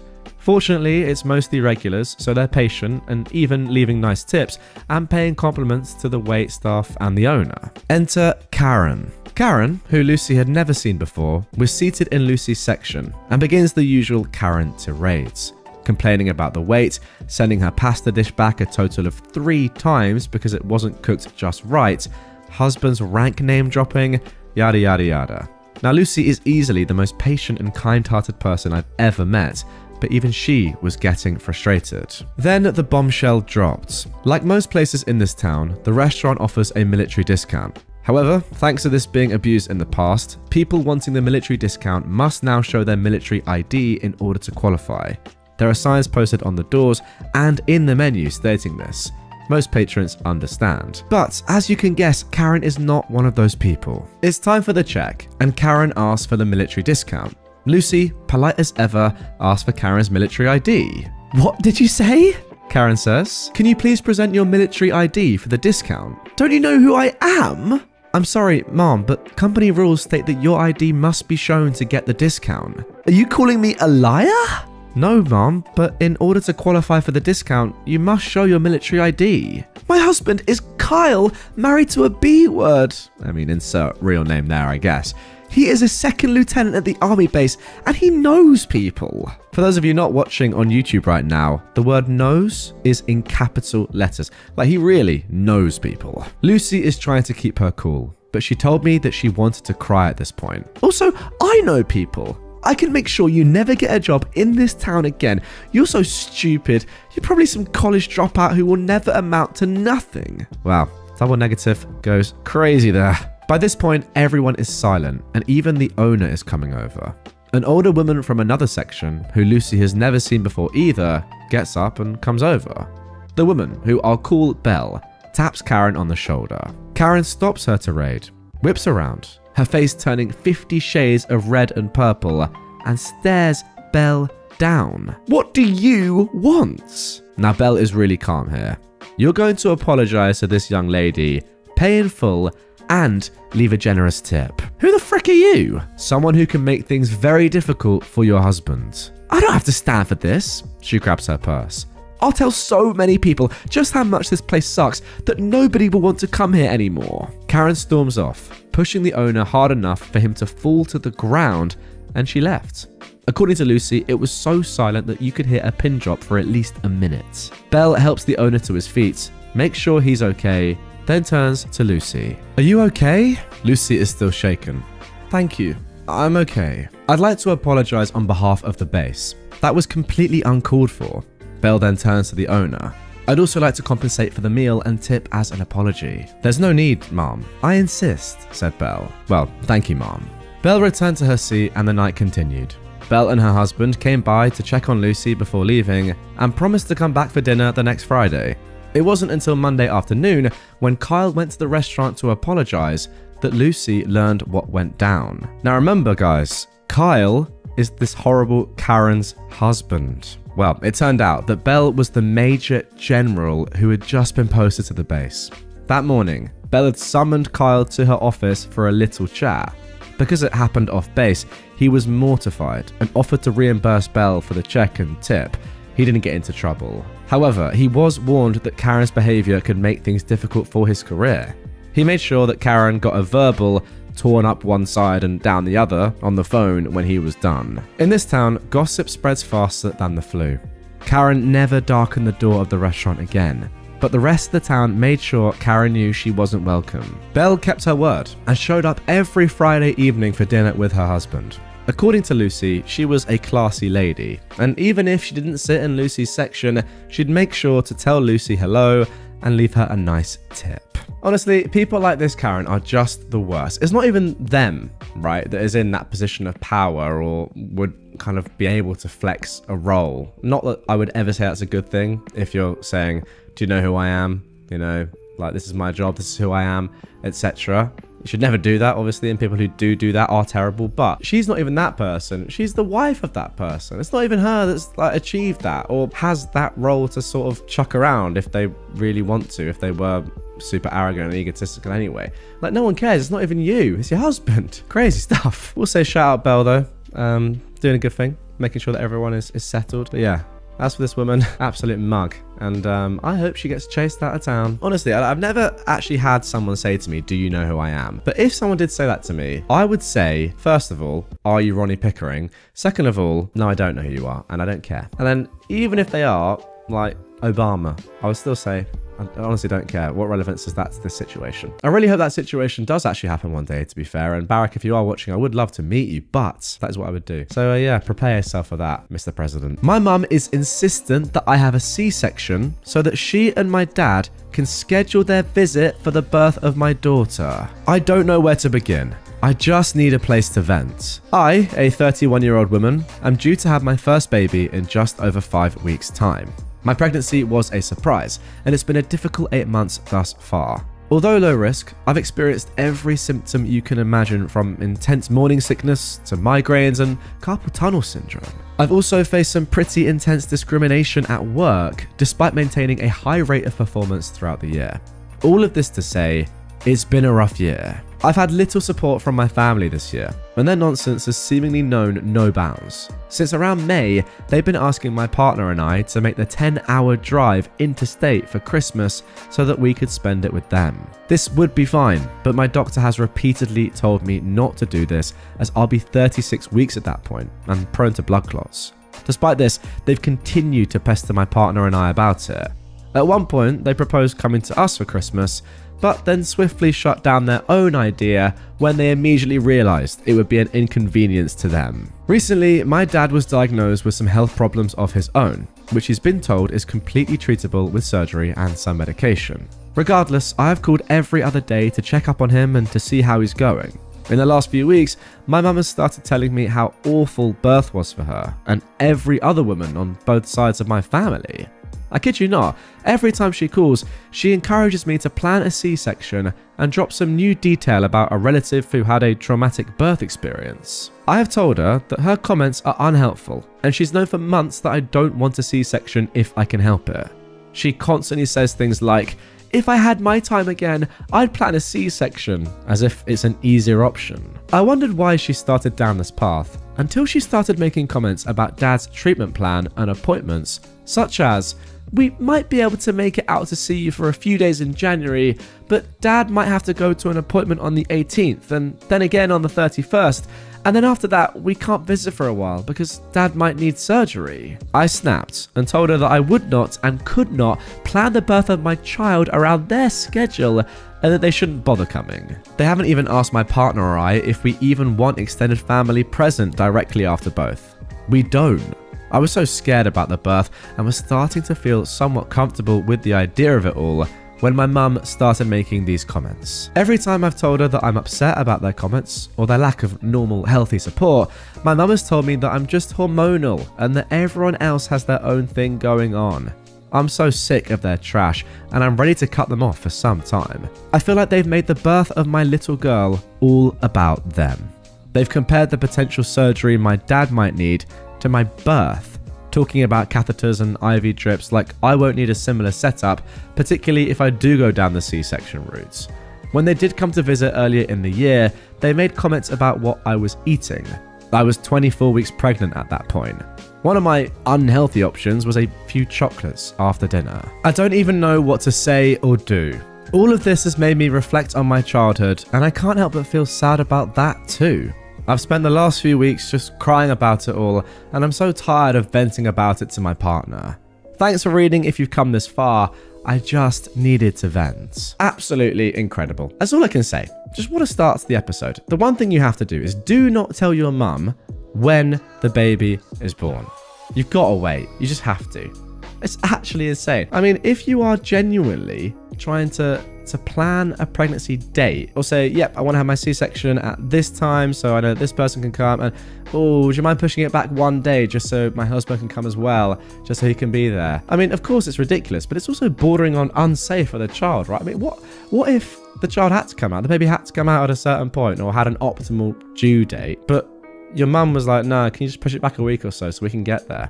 Surely there are probably some health implications there. I don't know. Obviously a crazy demand that I don't think you will give into. But yeah, make sure you don't, please, OP. My cousin sends our family her child's Christmas list each year, and it's completely insane. Every November, I, a 24-year-old woman, receive a dreaded text in our extended family group chat from my cousin, who's a 35-year-old woman. The text includes a highly detailed Christmas list from her 5-year-old, who we'll call Penny. The items are always expensive, obscure, and very hard to find. Additionally, she expects us to reply with the item we have purchased, then sends back the updated list with that item checked off. Each year, there's exactly the number of items for people in the chat, and once people hurry to claim the cheapest ones, you're left with $100 to $300 items to choose from. My cousin is an only child, and her mum caters to this, as well as her dad, but the rest of us are getting pretty sick of it. Last year, someone didn't follow the list and said they'd already bought something else in the group chat, and she responded, "That isn't what Penny wants this year," which made them feel guilty for not adhering to this insanity. Now, some backstory. Penny has autism, is nonverbal, and is the sweetest child ever. My cousin and her husband are good parents for the most part, but they are a little self-focused. For example, they are both collectors of things like manga and toys, and they lose their minds if Penny touches their things, and the home is full of their collections. They have an entire room dedicated to this, which they call the fun room, which their daughter isn't allowed in. Not so fun. Now, here's the kicker. The items on the list are almost always part of a collection. Either vintage, certain edition this or that, and tons of Beanie Babies. They've started a toy collection similar to their own for Penny, but it's a lot of things that I've never seen her enjoy or show much interest in. One year, the most excitement she showed was for the box, and she loves Disney movies and Paw Patrol, but she's never gotten gifts related to these things. Also, we suggested some gifts like a toy kitchen or something interactive and sensory, and they shut that down in favour of expensive Lego Star Wars. Lego? She's 5. I know dang well that's going straight to Daddy's fun room. This year, I'm getting her an Ariel doll and matching dress. I'm stopping the madness. Yeah, to me it sounds like either your cousins are pretty much creating a fake Christmas list for stuff that they actually want, or they're just not listening to their child at all. I mean, maybe it's both. How about that? I've got to say though, what you've said at the end is phenomenal. That's what you have to do. Just say no. It's time. Just say no. Get her what she actually clearly wants. To be honest, I genuinely kind of blame all of you lot a little bit as well. How have none of you put your foot down yet and just said, no, we're not spending $100 to $300 on a 5-year-old as well? Like, come on. You guys also have to have a bit of a backbone. Ultimately, nobody can force you to buy presents. And yeah, I'm sure you would love to buy something that is on a genuine list or on a list that's given to you, but come on. If these parents have created a list with the number of presents adding up or you know, relating exactly to the number of people in the group chat, that is, come on, the audacity of that. And then to charge what? Or to ask for presents in the hundreds of dollars for a 5-year-old? You've got to say no way earlier, but at the very least, do it now. Now for our third entitled parent story. My mum has claimed the spare room in our house as her room. She doesn't actually stay here much, but I freaking hate it. We've always had this weird power struggle over my home and her staying there. I really don't think she's trying to be cute, but actually trying to establish her power over me by stomping on my boundaries. She's only stayed over a couple of times. We don't live in the same city, and I've corrected her each time she refers to it as hers. I say, it's not your room, it's the guest room. I kind of thought we were past this song and dance, as the previous to last time she stayed, she didn't say it. So I let my guard down. Stupidly. Then the latest time she stayed over, as I was carrying her things into the room for the night, she quickly mutters, "It is my room, isn't it? Nobody else has stayed in here." It caught me by surprise, so I didn't correct her this time. And besides me and my husband, that is technically true. But that doesn't mean she has ownership over it either. Then, just yesterday, she asked if she could stay over later this week. As I'm checking my calendar, she slips in a "my room" phrase. So I corrected her. It's not your room, it's the guest room. To which she stuck out her bottom lip in a pout and whines, "It is my room." I start to repeat myself, and she just talked over me before I could finish about, "Did you know where your roaster is? The one I got you for blah blah blah." Yes, I do know where that roaster is. It's in the closet of the guest room. So now I interrupt her and demand, "Why were you in that closet?" And she proudly boasts, "I was snooping." I actually don't really care she went in there, but the way she proudly boasted about it really rubbed me the wrong way. And given the timing of it, it felt a lot like she was trying to hold more power over me when I was trying to establish my own boundaries. I will absolutely be telling her that in no uncertain terms will she be calling it her room again. If she does, it will be the last time she stays in it, but I just wanted to rant about it. Yeah, at this point, you know that your mum is just doing this on purpose, probably to try and rile you. I mean, to be fair, I don't know exactly why she's doing it.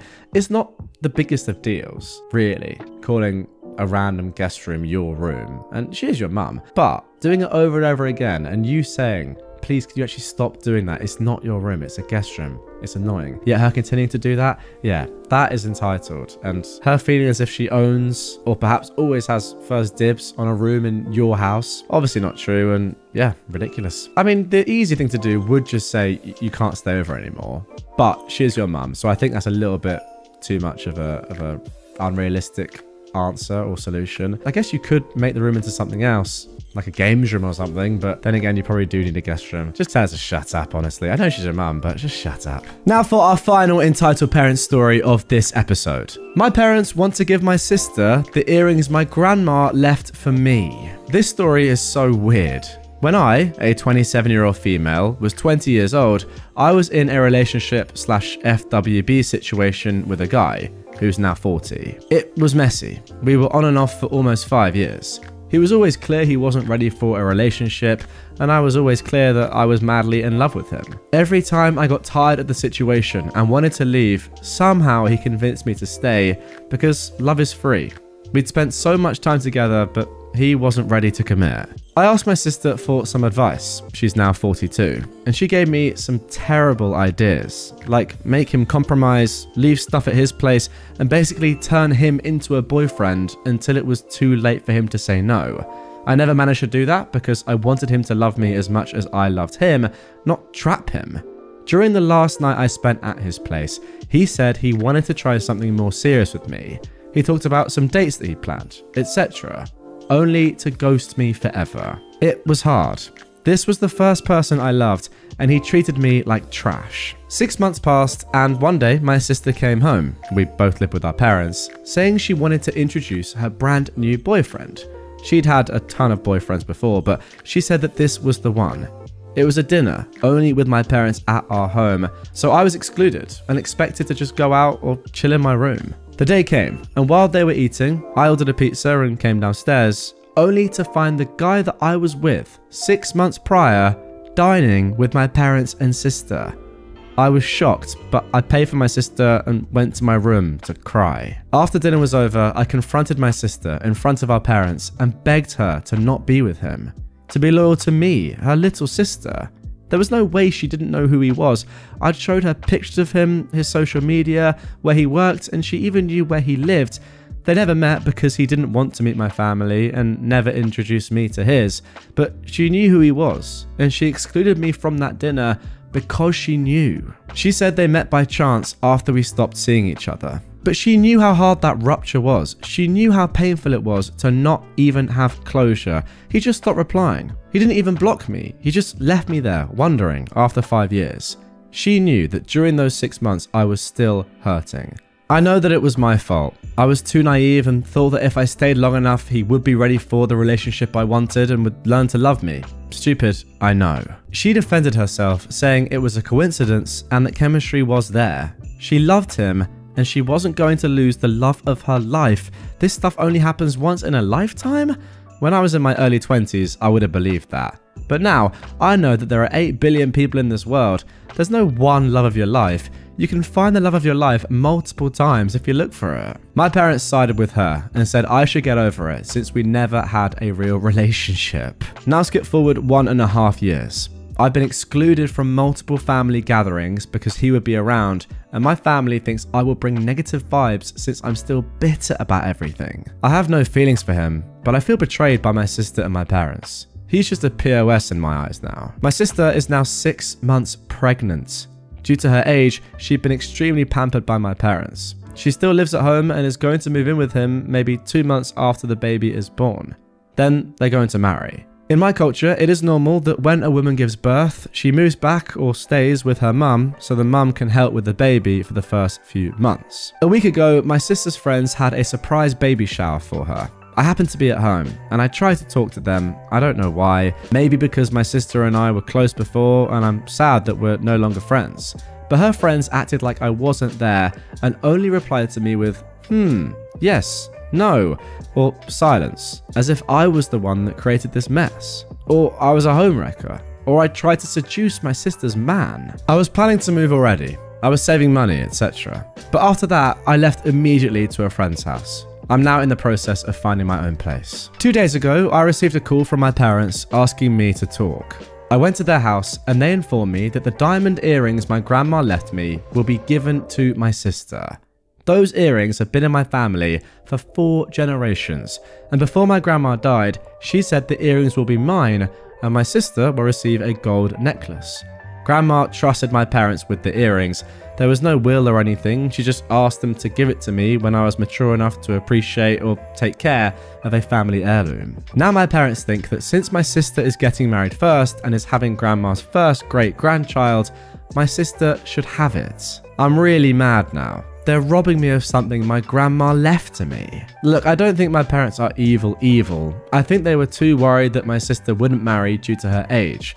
Again, in my culture, a single woman in her 40s is something of a worry for her family, and now that she's forming a family, they want to reward her with everything. But I was the closest to my grandma. She made it clear the earrings will be mine, not my sister's. Not the first one to marry or have a child, but mine. After 2 years of being excluded in favour of my sisters, I gave the ultimatum to my parents that they give the earrings to me as my grandma intended, or I will cut them from my life forever. Well, there you go. I mean, to be fair, if you feel like it's come to that point, OP, then maybe that is the right thing to do. It's a terrible thing to suggest, and yeah, it's probably going to be really hard for you, even though these people, I mean, objectively sound pretty ridiculously unfair and biased towards your other sister. Look, if this is what's going to make them actually understand and realize that you exist and they can't just treat you like this, then yeah, maybe you've got to do it. The really tough thing with the earrings in particular is because there's no will. I guess they're not legally yours, even though they are. But if you've got no proof that your grandma actually said this about the earrings or said to you in particular that they're yours, it is a tough spot. And ultimately, like, what can you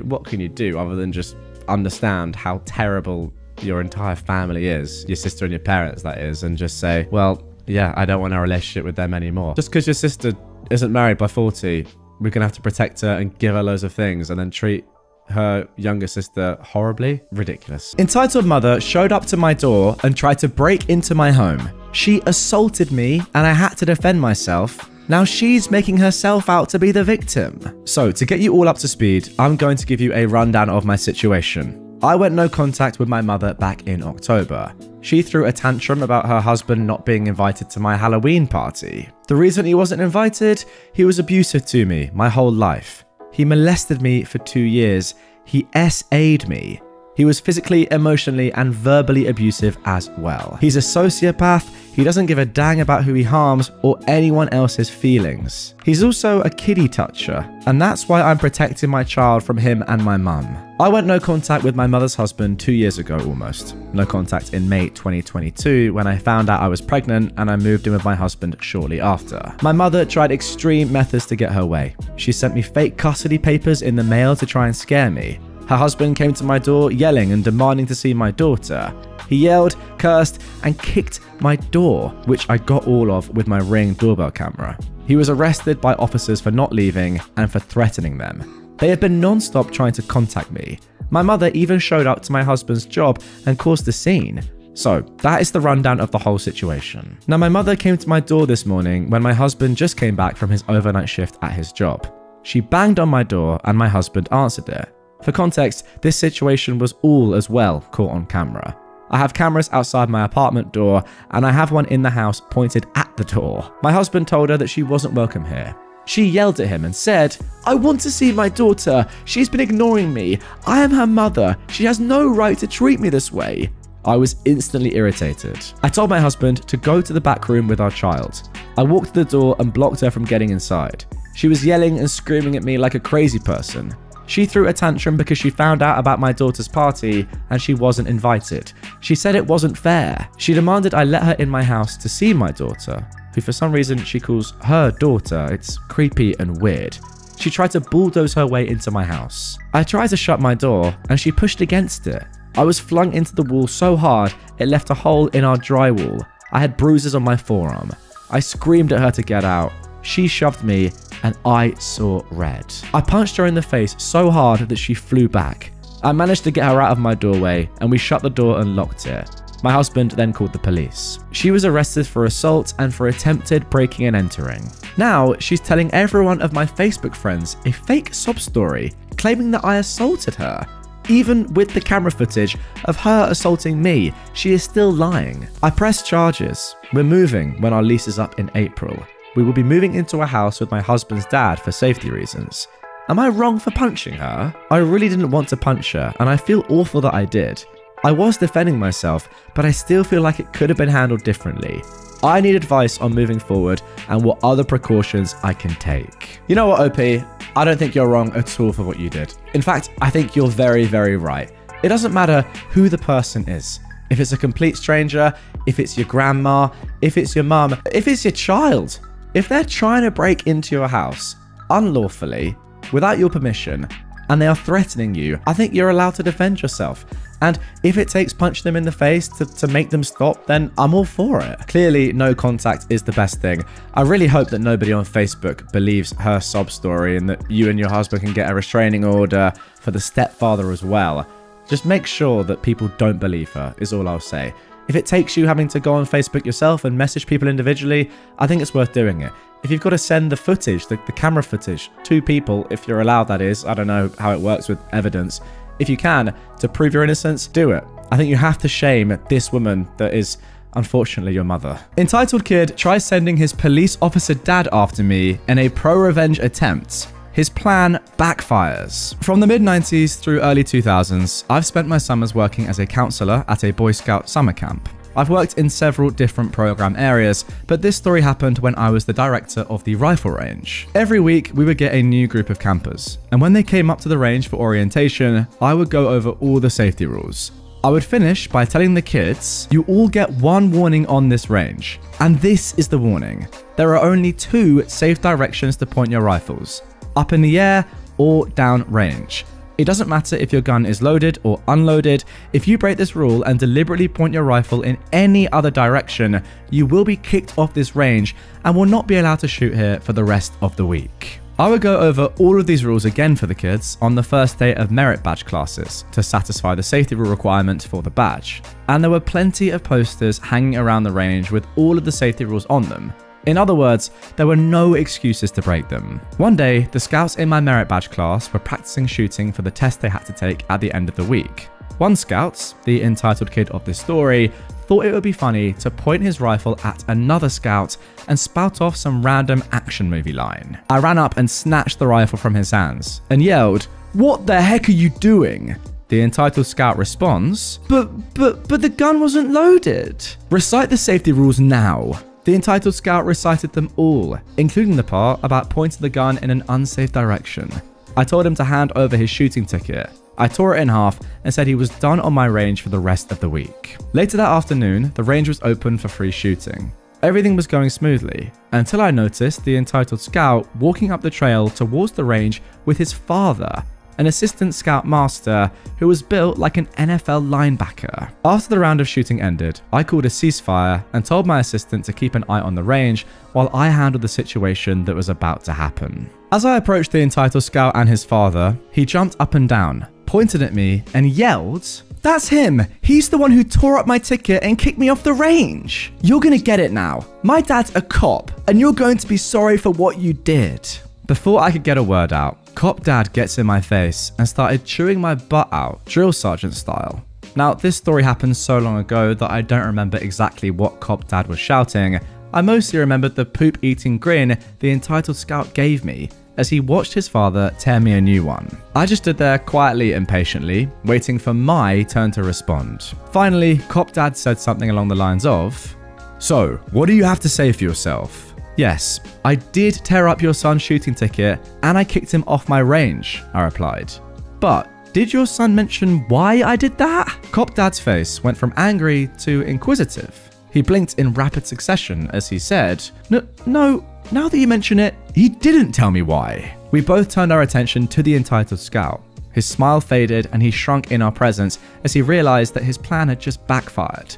I loved returning the same poop-eating grin that he gave me a few moments earlier. To the entitled scout's credit, he did tell the truth. He probably knew better than to lie to Cop Dad.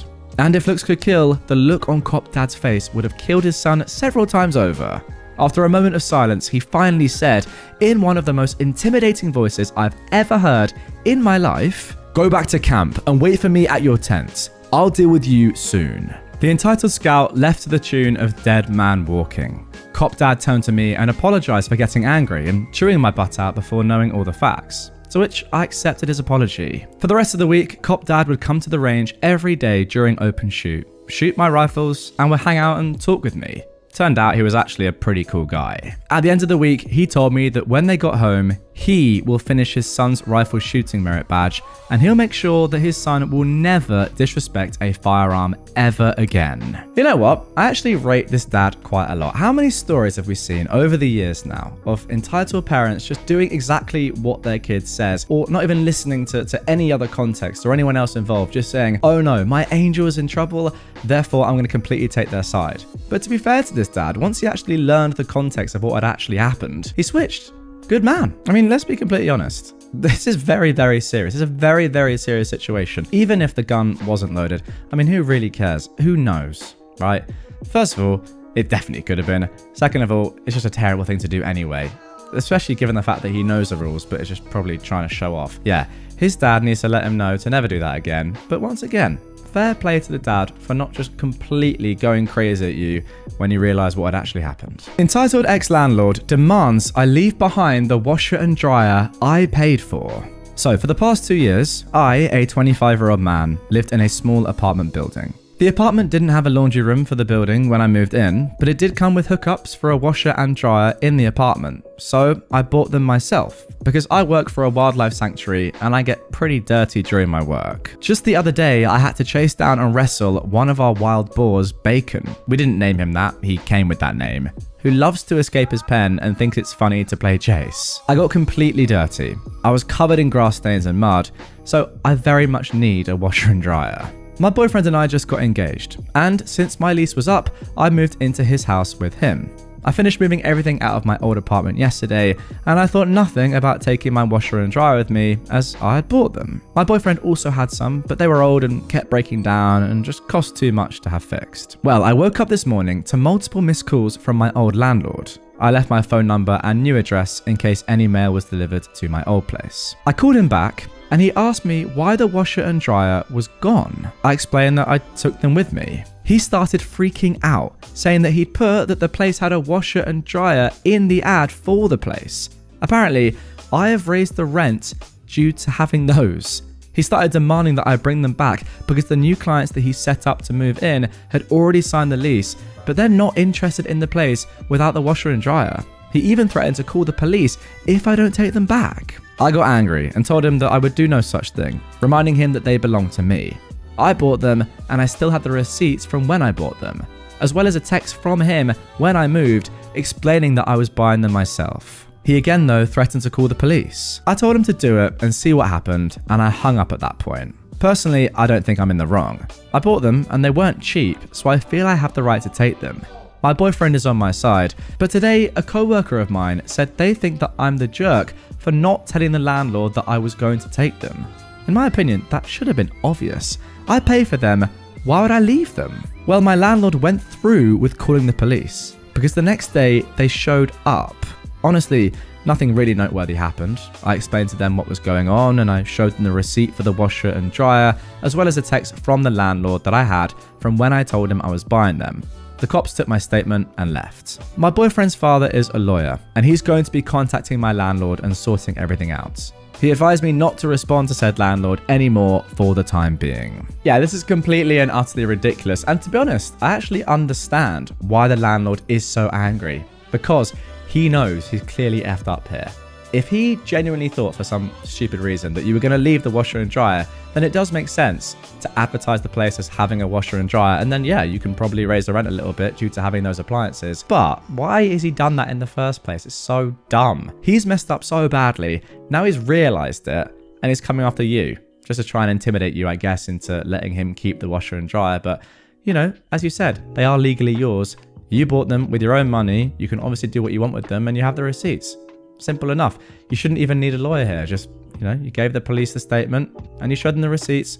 You're completely fine. The landlord, though, is an absolute clown. Patient's boyfriend is mad that he has to pick up his own Uber Eats. I work in a high-level hospital as an ICU nurse, and my managers are fantastic with staffing. Meaning, if you have a crashing, heavy workload patient, they'll make the other patient you have an easier one so you can focus on the sick one. For background, ICU nurses have 2 patients, and we specialize in critical thinking, whereas the tele floor is the normal part of the hospital that people think about and holds less sick people who don't need as much attention. So these nurses have 6 patients and specialize in tasks and prioritization. So the beginning of my shift after report, I show my face and say hi to my less sick patient who is doing fantastically and is just waiting for transport to take her to her telebed. I say I'll be back at around 9 PM in 2 hours, unless she needs me for something. So this gives me time to stabilize the sick patient next door. Unfortunately, the sick patient in room 1 starts coding and the team is actively doing CPR. Crash cart in the hallway, 3 docs here, the whole team trying to save this young dude. My team is working on meds, intubating, keeping compressions going, etc., while I'm talking with doctors about what could have caused it. And I'm halfway outside the room for the healthier patient in room 2. She sees me through the window, presses the call light, and I ignore it, because I have, what should have been obviously, very pressing matters. Her boyfriend ends up opening the door and standing in the doorway to just stare at me with his arms crossed. Just to give him the benefit of the doubt that she could be concerned about her health, I say, "Is everything alright?" And he goes, and tries to lead me inside. Of course, I only pay attention to him when the docs go into room 1 to brainstorm on their own and assess where to go if we get the guy back. I look back through the window of room 1 and realize I can give them 5 seconds to make sure nothing funky is going on. So she says, "Can you get my Uber Eats order? It just said it arrived downstairs." I swear I could have had a stroke from high blood pressure at that moment. So I kindly say, "I'm sorry, I'm busy with another critical patient. Could you?" I looked at the boyfriend who's plopped in the recliner with his feet up, watching Netflix again on his phone. "Go and get it for her?" And he goes, "I'd rather not." Oh, good sir, you don't want to? You saw the mess next door through the window, me talking seriously with 3 docs, and the hot mess of people outside your room as we try to save a dang life. So I tell him, I can't. The entire team is actively trying to save someone, and none of us are available to leave. So either you get it, or I can have someone get saltines for you instead. He sighs, gets up slowly, and then says, "Fine, I guess I'll go get it then," as I turn to head back into room 1. The dude literally has to turn his shoulders to slide through the massive group of people. Still angry, he has to take 1 elevator down. When they get moved to another room at around 10 PM, he's speaking loudly on the phone to someone, saying things like the nurses are rude, they won't even get food for their patients, etc. The icing on the cake? She had just gotten off an insulin drip for being in a diabetic coma. Never met a more entitled person who put having to walk and get their own food delivery above someone else's life. Well, there it is. That is definitely the most ludicrous story that we've had on this episode so far. I mean, that is an absolute disgrace. I don't even care, right? And I don't mean this in a rude way to the guy that was obviously in a very life-threatening condition. I don't care if somebody is in a life-threatening condition. You can't ask a nurse at any hospital ever to go and get your food for you that you've ordered. That is just so dumb. Even if they're dealing with just, you know, standard patients that are sick enough to be in hospital but are doing fine. Why would you ever ask a nurse to do that? Unless you are literally on your own with no one else around to help you and perhaps you've pre-agreed with them that you're going to order some food. Could someone go and get it for you? Ideally not a nurse. Then it's fine. But if you've got someone there in the room as well and they can't be bothered to go downstairs and get you your food, what's the point? And also, why are they even there in the first place? Are they not there to kind of give you support, look after you when you're in hospital? Go and get your food perhaps that you've ordered? Who knows? absolutely crazy. Get your comments down below for that one, guys. Just insane. Now for our final story of this episode. This one I'm looking forward to. Thanks to Reddit, I stood up to an entitled Karen. What a title that is. I've been following various communities on Reddit for a few years now.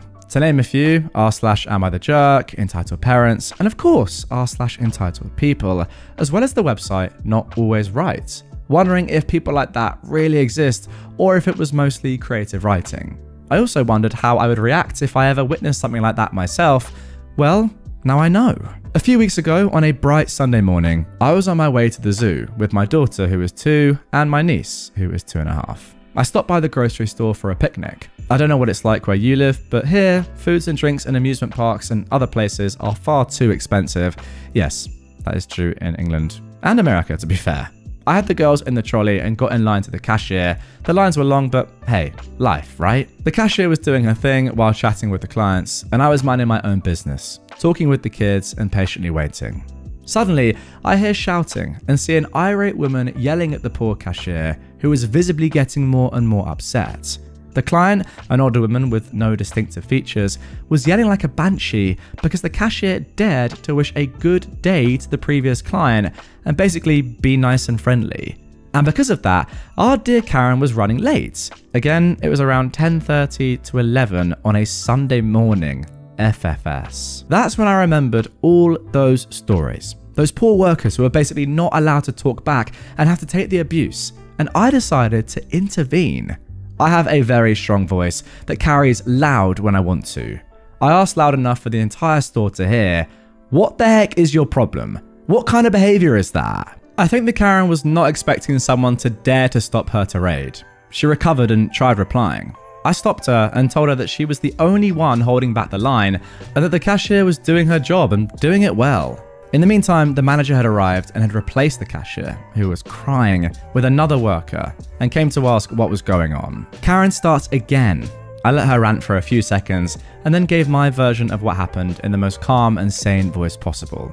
Let me tell you, Karen was fuming and started complaining again about the cashier being slow because she was chatting nicely with the customers. By then, her grocery was finished being rung and the manager asked her to pay and leave. This might not be the best climax compared to all the other stories I've read here, and if you've read so far, I hope that if you also encounter this type of entitlement, you will also remember all these Reddit stories and decide to act. Thanks for reading mine. Well, there we go.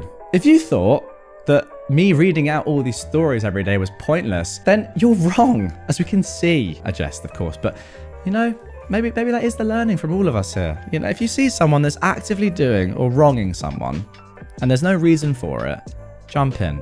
We've seen so many stories, again, over the years, where people haven't done that, and it's a shame, isn't it? Because just one little act of intervention, like we've seen here from OP, can have a massive difference. Who knows? This woman, right, having a lovely day, this cashier, she could have really thought to herself, you know what, I'm done with this. If it's going to take just one person to ruin my day like that and cause me to cry, I don't want to do this anymore.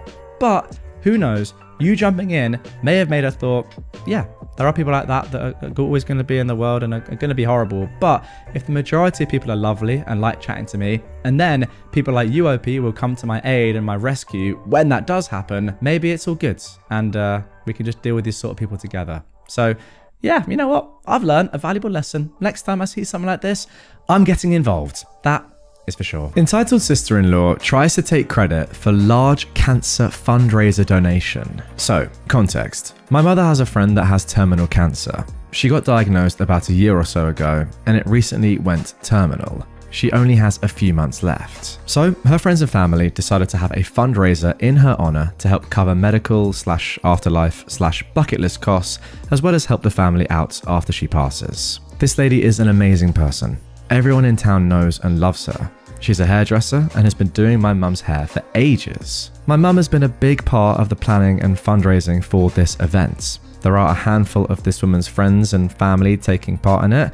However, most of them live an hour or so away, so the businesses and people they are getting donations from are not in our town and they don't know anyone. So my mum took it upon herself to call dang near every business in town. Family-owned shops and restaurants, chain shops and restaurants, travel agencies, insurance agencies, big places of employment, etc., as well as donations from the general public. She even got our local Walmart to donate. She's gotten everything from small items, gift cards, whole baskets, massages, discounts. She even got our local airport to donate 2 30-minute airplane rides around our country. That is phenomenal. And the latest place to donate was our bowling alley. The guy who runs and owns the place is amazing. He also coaches both our high school bowling teams. When my mum called him, he said that he's going to take a bit to think about what to donate because he wants to do something other than just a free bowl or two. He ended up ordering 2 new bowling balls and is donating them along with 2 one-hour bowling parties for 10 bowlers. That's like a $400 donation overall at least. So anyway, he told her last week when he called to confirm what he's donating to call back in a week, today, to check if it's in and if she can come and pick it up. She's been posting thanks on Facebook for the donators and telling them what they've donated to kind of give a peek at what the auction baskets will include. So she called today to ask if it's in and if and when she can pick it up. She was informed then that someone already had. My mum was not made aware that someone else was picking it up. She posted about the donation on Facebook and added in the group chat that they have for their friends and family. No one outside of that chat knew that she hadn't picked them up yet. So she messaged them all asking if one of them had grabbed it and forgot to tell her. But they had no clue what she was talking about. We thought maybe some jackwagon saw the post and decided to take it for themselves. I called the owner and asked if he knew who picked the stuff up, and he said Janet. He said that since she was family, he thought that we'd sent her. My mum texted the group chat asking if anyone knew who she was, and it turns out that she is the woman's husband's sister. This sister is not in any of the group chats and hasn't attended any of the meetings regarding the fundraiser or the planning. The woman's daughter is in the group chat and is very active in the planning and the fundraising. She called her mum and asked if she heard from the sister and if she's seen the bowling balls or certificates, and her mum said that the sister had actually brought them to her home, saying that she had got this huge donation from the bowling alley. Now, none of the other donations have been going to her house. We don't want to clutter up her house and cause her stress trying to help plan, so the friends and family have been keeping the stuff at their houses until it's time for the fundraiser. So there's no other reason for her to take them to her house other than to take credit for it. I just don't understand why she would take it upon herself to go and pick up a huge donation that she didn't take part in without telling my mother, the one who got the donation, that she didn't need to go and pick it up because she had it covered. She took it straight to the woman's house without asking the group that's planning where we're storing the donations. And she didn't tell anyone that she took it. She doesn't even live in our town. She lives 30 minutes away, so she had to go so out of her way to pick this up. She took it to her sister-in-law's house, trying to take credit for this huge donation when she hasn't put in a lick of work for this fundraiser, and left us worried that someone else had just taken our donation and ran off with it. Honestly, after reading this, I kind of would have rathered it be someone just steal the donation and keep it for themselves. This, if anything, is worse. At least if someone went and just stole the donation, you'd say, you know what, that's a real shame. Isn't it so sad that these things happen and people out there exist?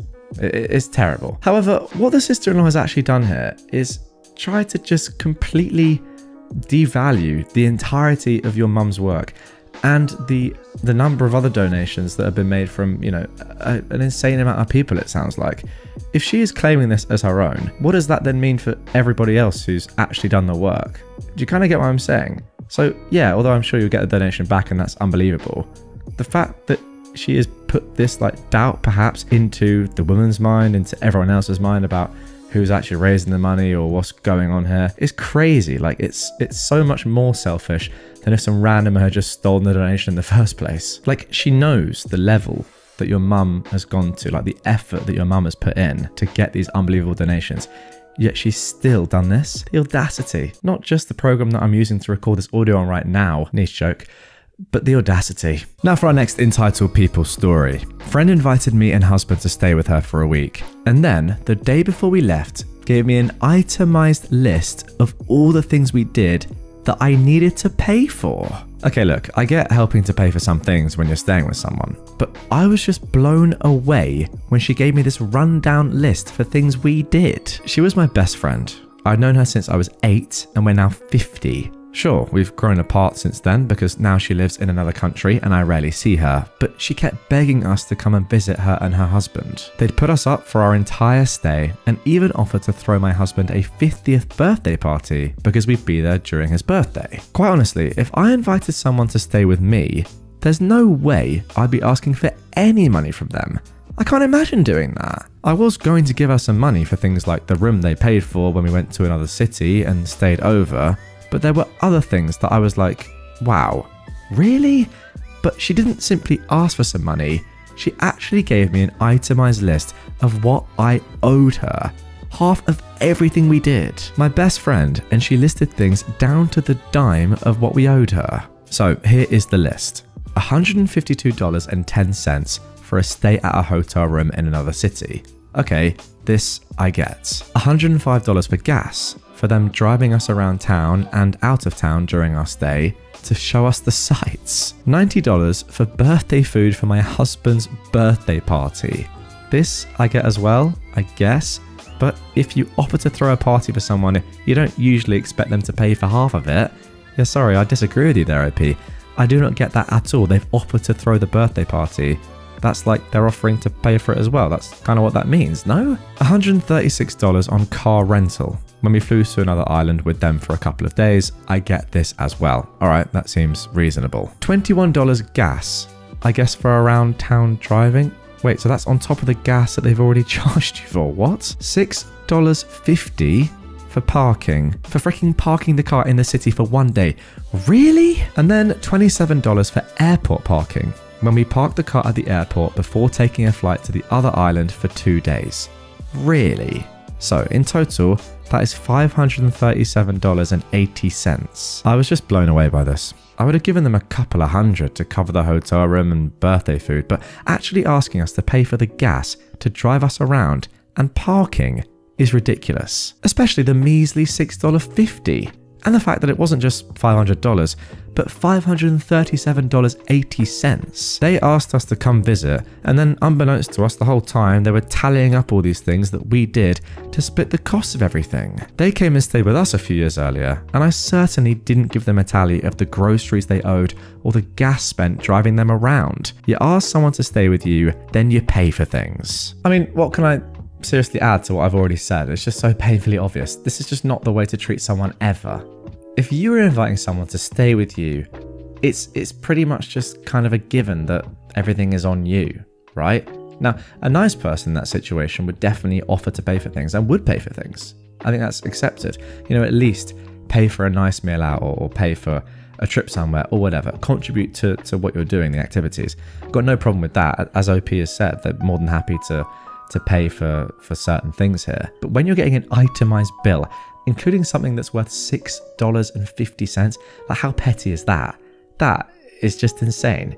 You can't be dealing with that, and you've got to be rethinking this friendship. Seriously, that's mad. Now for our next entitled people story. Now this has actually been in the news recently, a crazy post. Women involved in the theft of Lady Gaga's dogs sued the singer for not giving her deserved reward for returning them.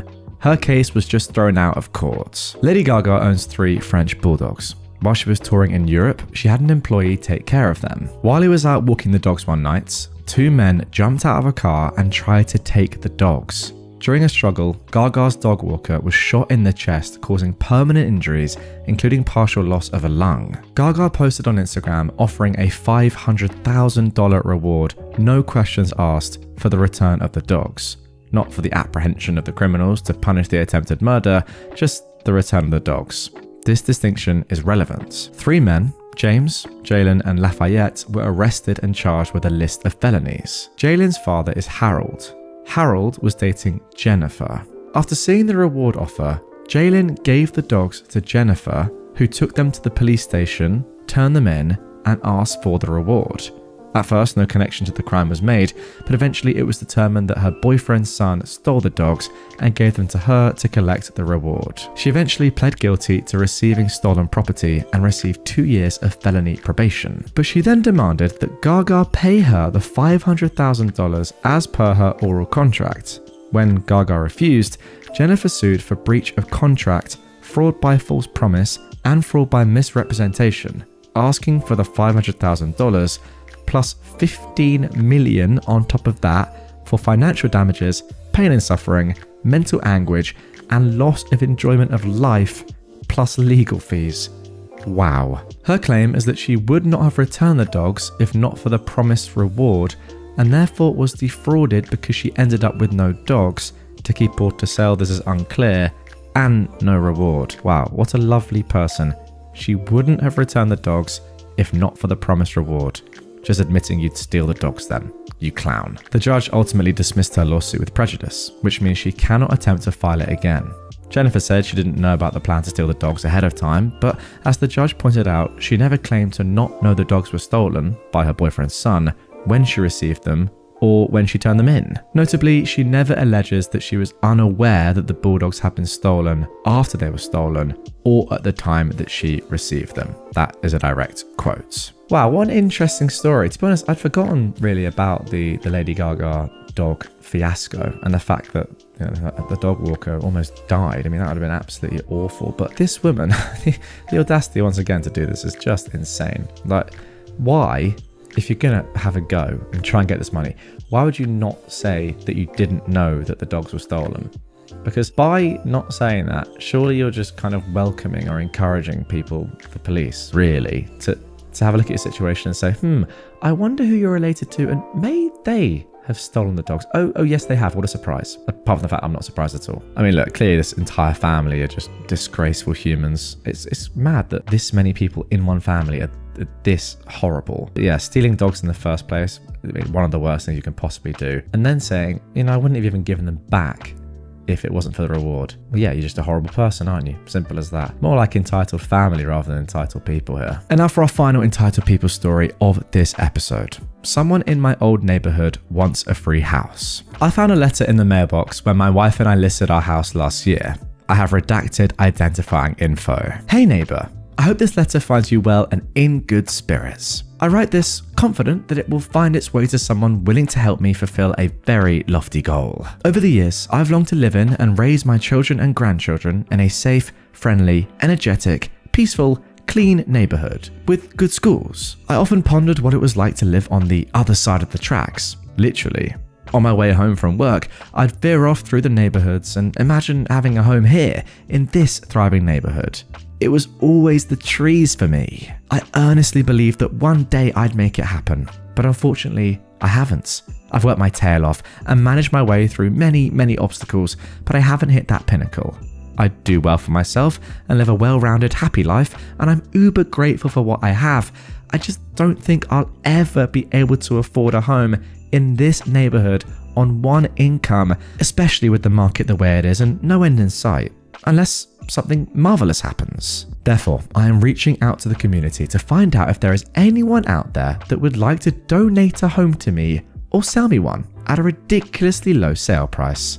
I know, the audacity, but there are those with abundance looking to bless someone.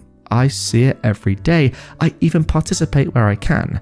I promise to be a good neighbor and to love it and appreciate it for the rest of my life. I realize this is a radical idea, but who knows what's out there?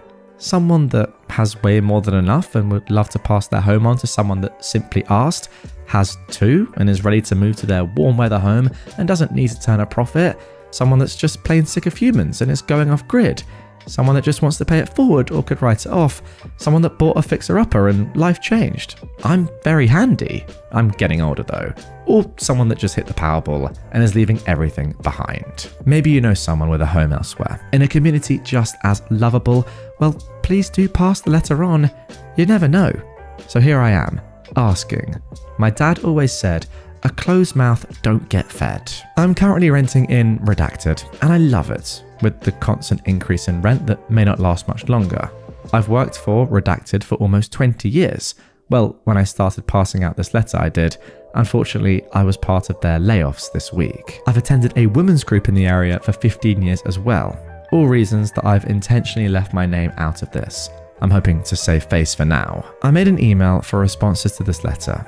Please, no hurtful or hateful messages. I've seen the nasty comments on the forums, and I assure you that I am a good person with a good heart and good intentions. I'll provide you with my full name, address, references, background check, no resale contract, you name it, should you find interest in my request. Otherwise, thank you for simply reading my letter. So long for now. Turns out there are roughly 15,000 homes in this area, so I have a lot of work to do. Serious inquiries only, and then they've put the email address. You know what? I'm going to give a controversial opinion here. I see absolutely nothing wrong with this. In fact, I quite like it. And I know the voice that I used there when you know, narrating this was a little bit silly, a little bit entitled as I tend to do. But genuinely, what's wrong with this? It's not harming anybody. This person shot their shot, and I say fair play. Who knows? If they have the time and the money and the effort level to print out a piece of paper with these words on and put it in the letterbox of 15,000 homes, then fair play. Maybe they'll get lucky. Who knows? I mean, what are the chances? You might find someone, I mean, sad though it may be, an elderly person that is on their way, for want of a better saying, has no family. I mean, this is quite sad actually, but go with me on this. Has no family to really let their house to. And they just say, you know what, yeah, sure, have it. And what do? We work all our lives to be able to buy lovely houses in lovely neighborhoods. If you can circumvent that and shortcut that by doing this, I say power to you, my friend. You know, this is the sort of sideways thinking, outside the box, that has amazing results. Now, that being said, it probably won't, let's be honest. But if there's a 1% chance that this comes off, even if there's a 0.1% chance, what are you really losing apart from a little bit of time? You're not losing your face, as you said, because no one knows who you are. Personally, I love it. I don't even think it's that entitled. I think it's just a fair request. I know a lot of you guys in the comments will disagree with me. I hold my hands up. It's an unpopular opinion, but I really rate it. It seems almost entrepreneurial. It's clever thinking. I quite like it. My mother-in-law photoshopped my husband's nose on our wedding pictures. How do I tell him? I am a 27-year-old woman, and I've been with my husband, who is 29, for 7 years. I remember that early in our relationship, one of the first things he expressed insecurity about was his nose, specifically about its width. He never wanted surgery, but he thinks that his nose is too big for his face. I never thought that true, and for a long time, I wondered where he'd gotten that idea from. Then I met his mother, and all my doubts went out the window. I don't hate her, but the woman complains about everything, and she seems particularly interested in criticizing her sons. Barely anything about my husband or his older brother is good enough for her. And if it is, she is quick to imply they don't deserve it. According to my brother-in-law, that behavior didn't start until my father-in-law passed about 8 years ago, so they don't usually hold it against her. But to me, it seems like she legitimately doesn't want her children to be happy. Most times that we talk to her, my husband ends up devastated. She constantly complains about me, his job, our apartment, and his appearance. She has, on more than one occasion, suggested that he get a nose job. That tends to upset him, so I always try to shut that down as quickly as possible. We got married in early May. The photos were ready about 2 months later, and we created a shared album on Google Photos for our friends and family, including, of course, my mother-in-law. I got pregnant during our honeymoon. Can't recommend Dubrovnik enough, and I'm now 24 weeks along. We've had problems with my mother-in-law concerning my pregnancy. We're having a boy, and she had a breakdown because she wanted a girl that forced us to put her on an info diet. That was 2 months ago, and she has since improved her behavior. Because of that, we said yes when she invited us to go to a mall near her place to shop for baby clothes last Saturday. My husband had an emergency at work and ended up not coming, but we still managed to have a good time. When we were done, she invited me back to her place. I hadn't been there in a while, and I quickly saw that she'd gotten some of our wedding pictures up on the wall. I instantly noticed something was wrong with them, but I couldn't pinpoint what it was yet. My mother-in-law saw what I was looking at and proudly announced that she'd gotten someone to fix his nose. In other words, she gave her son a Photoshop nose job on his wedding pictures. I could not believe it. I never thought she'd stoop so low. It wasn't even a good nose job. It was so bad that my husband's face didn't look real. He looked like a Ken doll, and not in the hot Ryan Gosling way. My mother-in-law must have seen how mad I got because she instantly tried to defend herself. She tried to make the point that her son deserved to look his best on his wedding day, and I should have convinced him to get the real nose job before our ceremony. I made up an excuse to leave, but I could tell she knew the real reason. She's been calling and texting me almost every day since. I've been ignoring her, but she's always either apologizing, accusing me of overreacting, or begging me not to tell my husband. I know it seems trivial, but I am outraged. And the more I think about it, the more disgusted I get. I could never imagine doing something like that to my child. I haven't told my husband yet, mostly because we've both been busy with work this week, but also because I have no idea how to.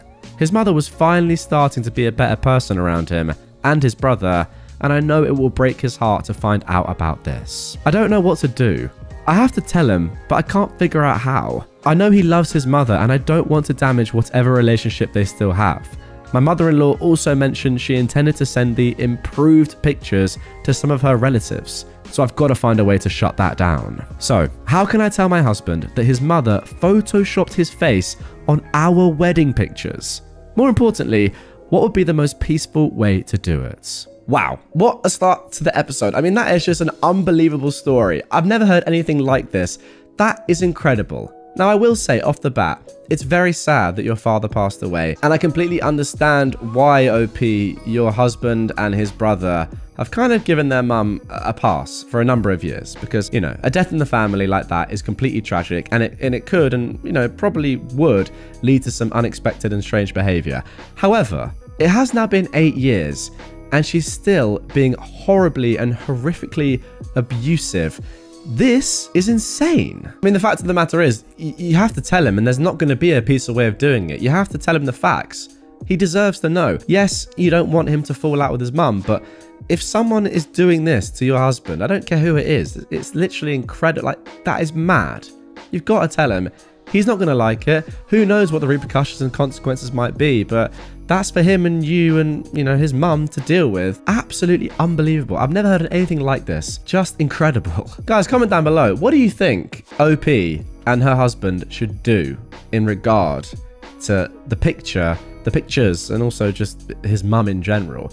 For me, I'd say you're not allowed to have those pictures up. It's disgusting. Either you have the real pictures up, or I'm not going to talk to you again. And I understand it's easy for me to say, as this is not my mum and it's not my family, but I'd be very tempted to put that sort of ultimatum in place. Once again, what a start to the episode. Unbelievable. Let's carry on. Now for our next Entitled Parents story. Entitled Dad called the police on me for sitting in a pool. This just happened today and I'm so mad.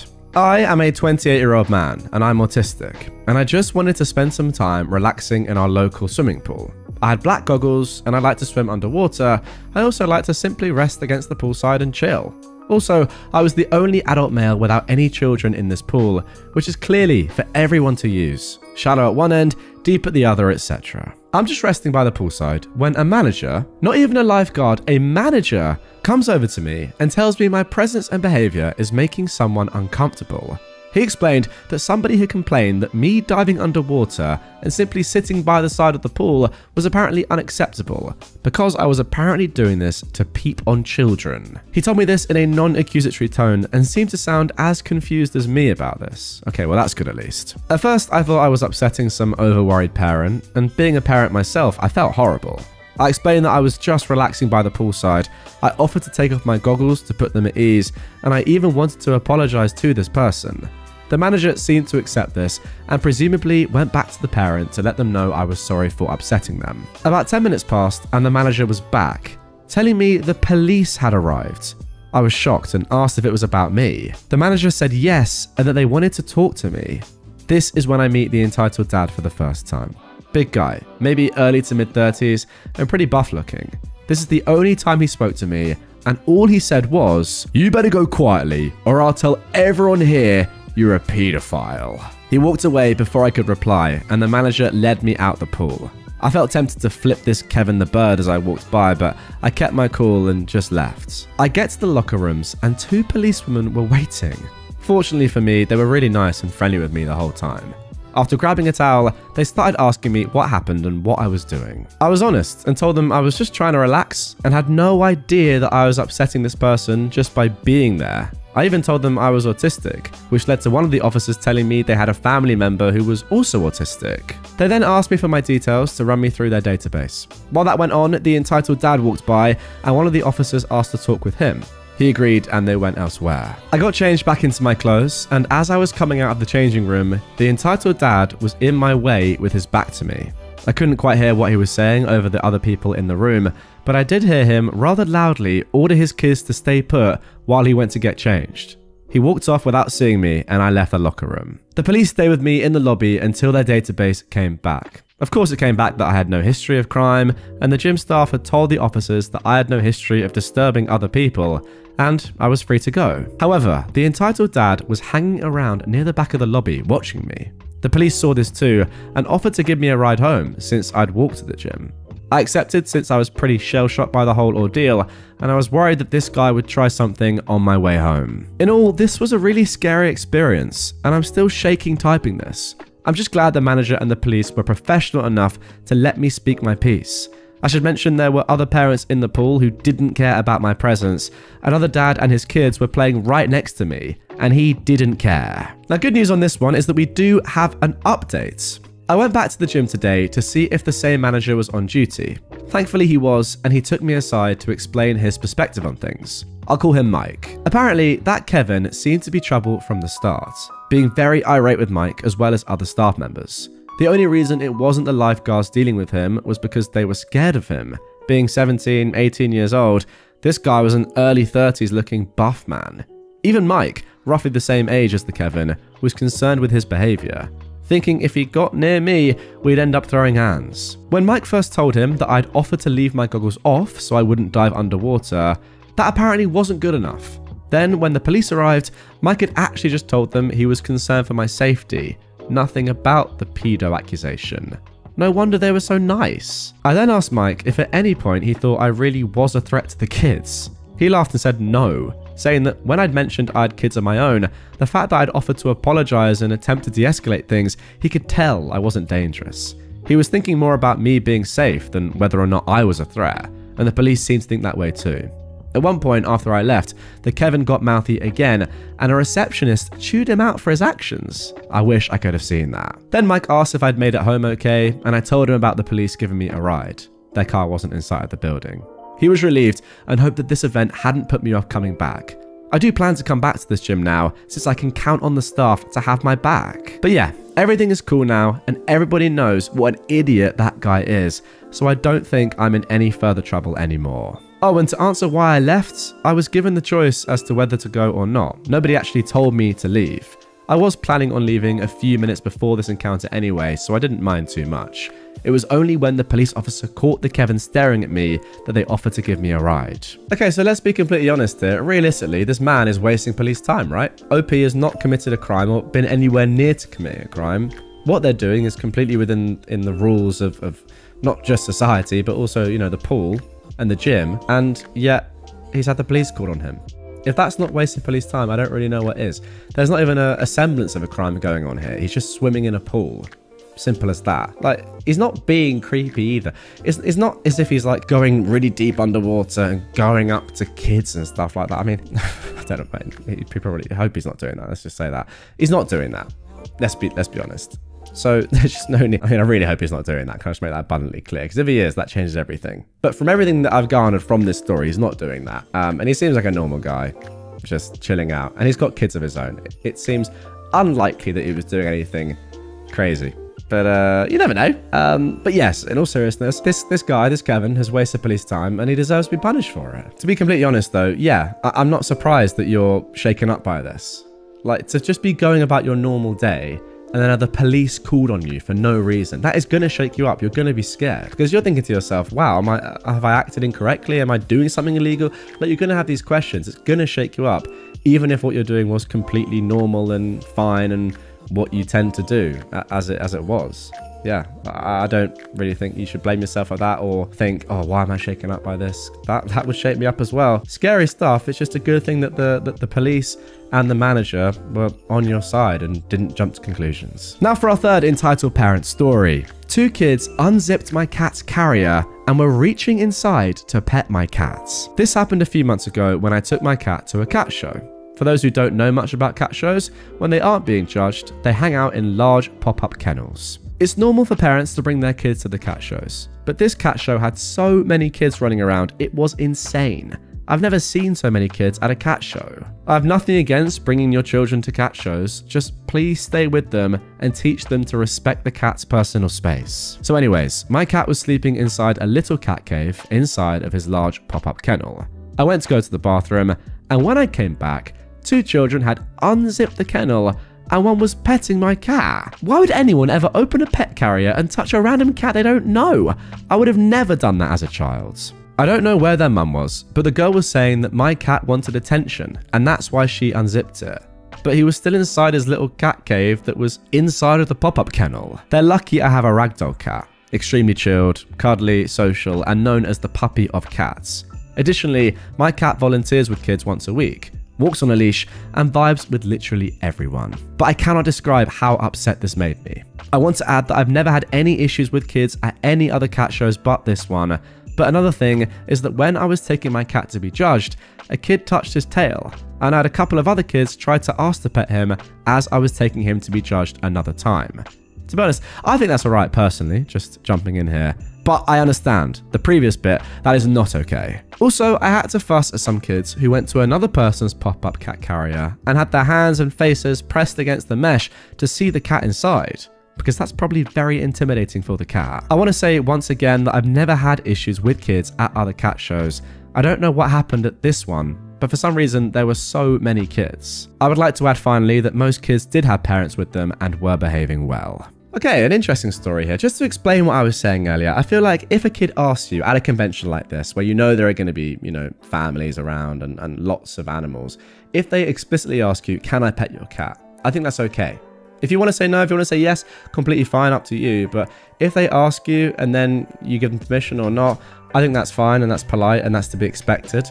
But if they just go up randomly to a pop-up kennel, unzip it, and then unzip another compartment as well inside it, and then pet a sleeping cat, yeah, that's not on. And I know they're kids, but I mean, I agree with you. I wouldn't have done that when I was a child, and nor would the majority of people. That is entitled, and their parents should be having words. And now for our final entitled parent story of this episode. Sister-in-law freaks out because she feels my boyfriend and I are denying her child food. My boyfriend's family came to town for a week and stayed with us. We made sure to have clean towels, fresh sheets, a stock fridge, etc. Unfortunately, 2 days after they got here, my boyfriend got laid off. Ever since then, he's been really down in the dumps and grumpy. My boyfriend's family doesn't have the best manners. They leave dirty plates behind, don't clean up after their kids' messes and such. I tried my best to ignore it and just clean up after them when they weren't home. Today, during lunch, we served lasagna. After we finished eating, my boyfriend's sister got up and started packing lasagna for her kids to have for dinner. She packed what her kids left over and was adding more on top. They weren't going to be spending the night with us, so she wanted to have a quick and easy dinner ready for them. I told my boyfriend that if there wasn't enough lasagna left, I can order him dinner and to not worry. My boyfriend got up and asked his sister how much she was taking because he wanted to make sure that him and I also have enough food for dinner. Again, he's been very stressed about money since getting laid off. I mean, that is understandable. She screamed at him, "How dare you deny food for my child?" and picked her things up and left. Everything escalated out of nowhere. She packed her things and went to another rental. She felt like we were denying her child of food. I began crying and ran to my room because, unfortunately, I don't do well in these types of situations. I grew up around an emotionally abusive family, and these events are really triggering for me. She told my boyfriend that she did not feel welcome, and she felt like we were being rude to her. So am I at fault for making her feel unwelcome? Or is she just an entitled parent? She said that I was super rude for making that initial comment in the first place. The one where I told my boyfriend to not worry if we do not have enough food left. A simple conclusion for me here is that your boyfriend's family simply sucks. I don't think I need to say anything else other than that. Am I missing any details here? You guys let me know in the comments down below. For me, that is the conclusion. There's nothing more to say. We can get into we can nitpick through this story, but we don't need to. It's just, she's a joke of a woman. Simple as that. And that is going to do it for this one. Parents brought screeching baby to Five Nights at Freddy's. This happened a few hours ago and I am still fuming. I went to see Five Nights at Freddy's last night since it was sold out on Friday and at every theatre by me during the daytime. I found a theatre by me that was showing Five Nights at Freddy's well until 11 PM, so I figured it would be dead. It wasn't really, but still. Okay, 9:40 p.m. it was. The time where tiny children should be asleep, right? No. Everyone is sitting down, and when the movie starts, the theatre goes quiet, till the murmurs of a baby can be heard. A kid around 7 comes in, then a dad, then a screeching baby and a mum. They came in right as the movie started and were loud the entire time. Now, this kid didn't cry at the jump scares. Instead, it kept making sounds for the entire run of the freaking movie, and I mean louder than movie sounds. The people around me were so angry and kept shushing the kid as it waddled and ran up and down the aisle they were in. The parents acted as if we were crazy and kept ignoring their whining, screaming baby as if it would just go away. People would leave, complain, and when movie people came in, we saw hope that they'd be asked to leave. But instead, they just looked around for the earbleed demon and then effed off as if they couldn't locate the screeches. At that point, the kid said, "Mama, goo goo gaga." It's like the kid is right frickin' there. The mum took the kid out for like 5 minutes and then came back in loudly and said, "Mama really wants to see the movie." She put the kid on the ground and let it continue to run around. The father just ignored the kid. The older child seemed unbothered, like I didn't hear a peep from that kid the entire time. The crotch goblin would go quiet for about 10 seconds, enough time for some hope, and then continue to run around, semi-sleep on the chairs, that annoying thing that bald kids do, and just be a freaking menace to the theatre. And you could feel the vibe in there. We're not scared, we're all irate. At least I know my row was, since they were right ahead of us, so the screeching wasn't even muffled. It was like eardrum destruction. Then, right as the movie ended, and I mean the first credits came on, even before the pop lights turned back off, they were freaking gone. Now they leave? The heck? And it just angers me so much, because screw the parents and screw the theatre for allowing this BS. We all pay insane amounts of money just to see a movie. I've waited so freaking long for Five Nights at Freddy's and just wanted one nice evening out. And these families come in and the theatre people see the babies and say nothing. "Oh, you're gonna take your 1-year-old into The Conjuring too?" Yeah, that also happened to me. Yeah, I see nothing wrong with that. In my opinion, theatre should be for 7+, because at 7 years old, you should be old enough to just be quiet. Now, I don't really hate the babies, even though I dislike kids, because they're too young to understand what be quiet means or what sit still means, but come on. Nobody deserves to have their movie ruined by kids. To have kids cry all throughout the beginning of Endgame because Thanos got his stupid head chopped off, or for kids to screech because the Emperor is scary, boo frickin' who, he was on screen for 0.2 seconds and then it was over. Or for kids to ask, "Who is Batman?" a million frickin' times. PG-13 or 14A should still mean something. It should mean if your kid ain't 13, they aren't getting frickin' in. They don't get to get in and scream and cry throughout a movie. That's the point of most kids' movies, is that scary stuff is limited. And I had this happen when I was a kid and my grandparents took me to see Pirates of the Caribbean and Davy Jones scared the frick out of me. But you know what they did? They took me home. They didn't let me scream and cry during the whole movie and ruin everyone else's days. They understood that I was too young and they took me home. It's not that hard. And I get it, if you don't have a sitter, that sucks, but why would you want to punish everyone else? Well, first of all, I've got to say that is an absolute disgrace, and I'm very sorry to you that your entire experience was ruined by these entitled parents. Secondly, you simply have to get a refund. Demand a refund. That is the least thing you should be doing. The whole thing has been ruined. You've not got the service you've paid for. You are owed a refund. And thirdly, thank you for saying what you did about it not being the kid's fault at all. I completely agree, and it's something that I do say in a lot of these episodes, a lot of my content. A lot of the time when children are, young, let's say below the age of 7, I think 7 is actually a very reasonable age that you've suggested here, in which a child should have some common sense and should know when to be quiet, etc., etc. Especially when they're a baby like this. It's not their fault that they're making noise. They're not really in control of their actions. The baby is probably extremely bored and is like, why am I watching this movie that I have no interest in? And yeah, as you've said, the fault completely lies with these entitled parents and their own ignorance. And again, yeah, you're right, it's not ideal to have to get a babysitter, but that is part of being a parent. If you want to go and enjoy an adult thing and you have children, you have young children, they can't come with you. obviously. It's not only going to ruin the entire experience for you, by the way. I mean, I don't know how these guys have enjoyed the movie. Surely they haven't. But it's also going to ruin it for everyone else in the theatre. So shame on these entitled parents, and also shame on the staff. They should have kicked them out. I'm sorry, they really should have done. Now, our second entitled parent story of this episode is actually an update to one that I read the other day. My mother-in-law photoshopped my husband's nose on our wedding pictures. Now, if you haven't yet heard that story, I will leave a link to that episode down below. Go and watch or listen to that one first, whatever platform you're on. You need to listen to that for this to make sense. I know a lot of you will have done already, but it's a really original, very good story. I'd recommend you listen to that first.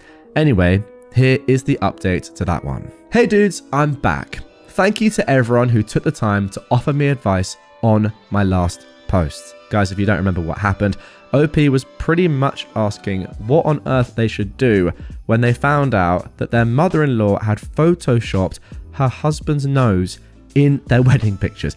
Absolutely insane, but hey, here we go. First of all, I want to clarify that not telling my husband what his mother did was never an option. She wouldn't remove the pictures from her house unless I either told him or threatened her. Had I done the latter, she could use that against me in the future, or even imply that I agreed with her. Plus, he was bound to find out at some point, and I knew it would be better if it came from me. I asked how to do it, not whether I should. So I sat him down last Saturday and I broke the news. I explained what the pictures were and my mother-in-law's excuses for them. I also showed him the text that she'd sent me since my visits. The whole conversation, I was calm and straightforward, but made it very clear that not only did my mother-in-law's actions completely disgust me, but I never agreed with her about his appearance. He's the most gorgeous man I've ever met, and there's absolutely nothing wrong with his nose. I also made sure to point out that the Photoshop nose made him look like front-facing Phineas from Phineas and Ferb. And my mother-in-law needs to get her eyes checked if she really thought it looked good. I thought the news would hurt him, and I was right. He didn't cry or anything, but I could see it in his face. The odd but common combination of disappointment and acceptance. He knew his mother wouldn't change, but he still had some hope. It was almost heartbreaking to watch. But for the first time in a while, he seemed to believe me when I said his nose was normal. He told me that now that he knew just how ridiculous his mum was willing to be, her opinion meant a lot less to him. So even though he's hurt, he feels stronger than ever. As many of you suggested, I told him that he was free to approach the situation however he pleased, but I don't want to be around his mother anymore. Most importantly, I don't want her around our son or any other kids we might have. Not only because of the guilt-tripping tantrums that have become her standard behavior, but also because of the way she treats the people that she's supposed to love. I know she loves her family, but I doubt she knows how love works. If she's willing to treat her sons like this, I fully expect her to be even worse to her grandchildren. In the end, my husband and I decided we're going very low contact with his mum until the holidays. Some of his relatives are throwing a party the week before Christmas, and she will be there. We thought about skipping it, but he has cousins he hasn't seen in years coming for the party. He's been looking forward to seeing them for months, and it doesn't feel fair to let my mother-in-law ruin his excitement. After the holidays, we'll decide how to proceed. Regardless, she won't be allowed to see our son at the hospital when he's born. And once we bring him home, she won't be left alone with the baby. It doesn't matter how much she tries to improve, that is not something we are willing to budge on. In spite of everything, my husband doesn't want to cut ties with his mother, and I understand that. Even if he wanted to, he can't go fully no contact without cutting off the rest of his maternal family as well, which he is firmly against. What works best for now is to treat her like Domino's Pizza. She exists, and that's fine, but we're not getting involved until she actually improves. So let me get this straight. You want to order your mother-in-law every single night and become grossly overweight? Or have I misunderstood that? Anyway, getting back to the story, I also decided to tell some of my own family about this, and everyone I've talked to agrees that my mother-in-law went over the line. My father is a narcissist who I'm mostly low contact with due to his entitled behavior. Most recently, he tried to make me disinvite his ex from my wedding so that he could bring his mistress, and even he was offended on my husband's behalf. And if even my mediocre respect your elders father thinks your children are right about you being a jerk, you've probably gone too far. We talked to my brother-in-law, and he's the one who informed his mum of our decision. She didn't take the news well. She's now trying to call both me and my husband and keeps texting apologies and promises to take the pictures down. We're ignoring her. My brother-in-law visited her yesterday, and apparently the pictures are gone. She believed that was enough for us to forgive her, but he clarified that there is still a lot of work that needs to be done. Before anyone calls us dramatic, this isn't just about the Photoshop. This is about the damage she's caused in both her sons' lives. I was abused in a similar fashion in my teens by my dad's ex, and I refuse to allow my child to grow up believing he's anything less than beautiful. Same goes for my husband. That's all. Again, thank you guys. Well, there we go. There is the conclusion to that story. I can't exactly remember what my advice was to OP, but I do believe it was along the same sort of lines as what she ended up doing. Just, you have to tell your husband and let him react to it. There's no way of kind of, I don't know, being nice about it or being gentle. You just got to be brutal and say, look, this is what's happened. I'm so sorry, but this is the truth. This is your mum. This is what she's like as a person. You know, what more can I do? And ultimately, it's up to him how he deals with it, and up to you guys how you deal with it, and your brother-in-law as well, who's sadly, you know, had some very similar treatment in his life, it seems. And I completely agree with your conclusion. No, if that's me, I don't want this woman in my life, and I definitely don't want her in my kids' lives. Just a terrible, terrible person. Once again, if you haven't yet heard the first part of this, link to that is down below. That gives the context for this entire story. But yeah, really good solution, and I'm happy that OP took the advice of amazing people like me. Wasn't what I was going to say, but it's really what I mean. I do think as well, though, in all seriousness, that's what you guys were saying in the comments on that original episode. So good stuff. Us and Reddit helped out.